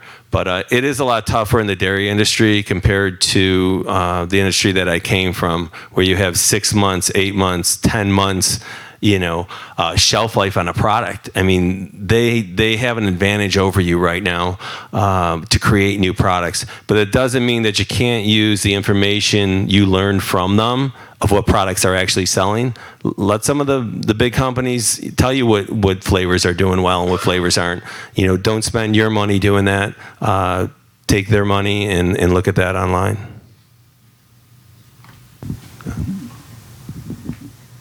I'm not sure if you're able to address this, but there's been a lot of reports on social media about dairy cases being empty. People going to the door, there's shelves with no milk, no whole milk, no half and half. And I'm wondering, where is the breakdown happening that we don't have product on the shelf? And, it seems like it makes sense to me that maybe we're losing the consumer when we don't have the product there. I don't know, is this a discussion that you're having? And as farmers and consumers, how can we help address that? Right. We do have a team that's out there, and many of the retailers that we look at, and they do a whole series on out of stock, temperature of the cooler. They do the yogurt, they do the cheeses. We do bring them ideas on how they can be in stock more with cheese pushers and everything else to save on labor and other things. A lot of the, we'll call them the Dollar Generals of the world and other C-stores that are out there right now, we have heard a couple more complaints from them, and we have also tried to address them. Some of them are switching from one aspect to another. Dollar General is going to a whole fresh category, and they're doing a little bit different business model. So we have heard that. We do ask processors, and we get those complaints. We would send them out to the stores to let them know. But there are some out of stocks that are out there, and the processors do know about them, and they try to do a better system with the managers of that store or with the buyers of that store. So we do, at many of the retailers, go in there and give them a report every 3 months. So they do know how they're doing. Are they doing better than last time or not? But some of the smaller C stores that are out there, they're only getting 2 weeks of delivery a week. A long time ago, I think there was less stores out there. So if you have 5 grocery stores and now you have 15 to 20 small convenience stores, it puts a lot of stress onto the processor because he has now another truck out there going to 20 stops. It isn't doing as much volume as there was before. So they look at it that way. If they could go there every day, they would, but they wouldn't make any money. So it's the same in any industry, whether you're, any type that you're out there. Go ahead. Are these buyers that say like a Walmart, are the buyers at a Walmart, is there a buyback if the product hasn't sold, and so that there's a limited amount that they're even bringing in, and that's how we're having these empty shelves? I don't know, I'm just trying to understand how that marketplace works. No, if you're looking at Walmart, it's mostly the same as any other market. You know what? They look at how much volume they're doing. A lot of these supermarkets now go through a computer-generated model where they'll know at the cash register up front how many they sold, and then it automatically tells them how much you're gonna do. The problem with that though is it doesn't. Sometimes they don't put in there for holidays. If you're having a holiday coming up or you're having something else, that computer doesn't know that. They don't. A lot of them don't write the script. I've been down that road talking to buyers. They are pretty much leave it up to the stores, store managers. Sometimes there's this disconnect between the store managers and the buyer, even though they think they're hand in hand. A lot of the buyers have their hands tied with some of the stores that are out there. It would just be up to Walmart or any of the stores to have a better system in line. Mostly, though, it's the processors going in there and bringing the product in. I mean, if they're out of stock, it's horrible because you can never get that sale back, as you know, and you're turning your customer off. And a lot of the buyers want to know that anyways, because if you don't have milk at Walmart, they're going down the road. I think I showed you up there. That customer's worth $2,100 to that retailer. You lose that customer, that's a lot. You lose 5 of those, $10,000 in a year. So they don't want to lose them. So out of stocks is usually at the top of their mind, especially on their number one product. We have time for one more question. Yeah, in terms of grocery retail, e-commerce is one of the fastest growing transformational trends that is happening. Everything from home delivery to marketplaces online where you can buy products directly from the farm. What resources are available from DMI, and what are you guys doing to make it easy for an individual farm to take advantage of these trends? Individually, I'll have to get back to you, but I know at the supermarket level, you can get milk online right now. Believe it or not, when I was at the conference last week, ice cream is one of the number one items right now that people buy on Amazon. It's ice cream. So if you can get ice cream delivered and it can still be fresh and cold and everything else, we can surely get milk. If we're looking at individuals on there, I don't know how though, if you're down the road, how you can get Amazon to pick it up cold right now. I think it's just at the big box stores right now and on Amazon where they're getting their milk. But I haven't heard. But I was surprised last week too. I learned that ice cream was the number one thing on Amazon that people buy cold. You good? Thank you for your time today, and my information's up there. More than welcome to help you or find the information out if I do not know. Thank you.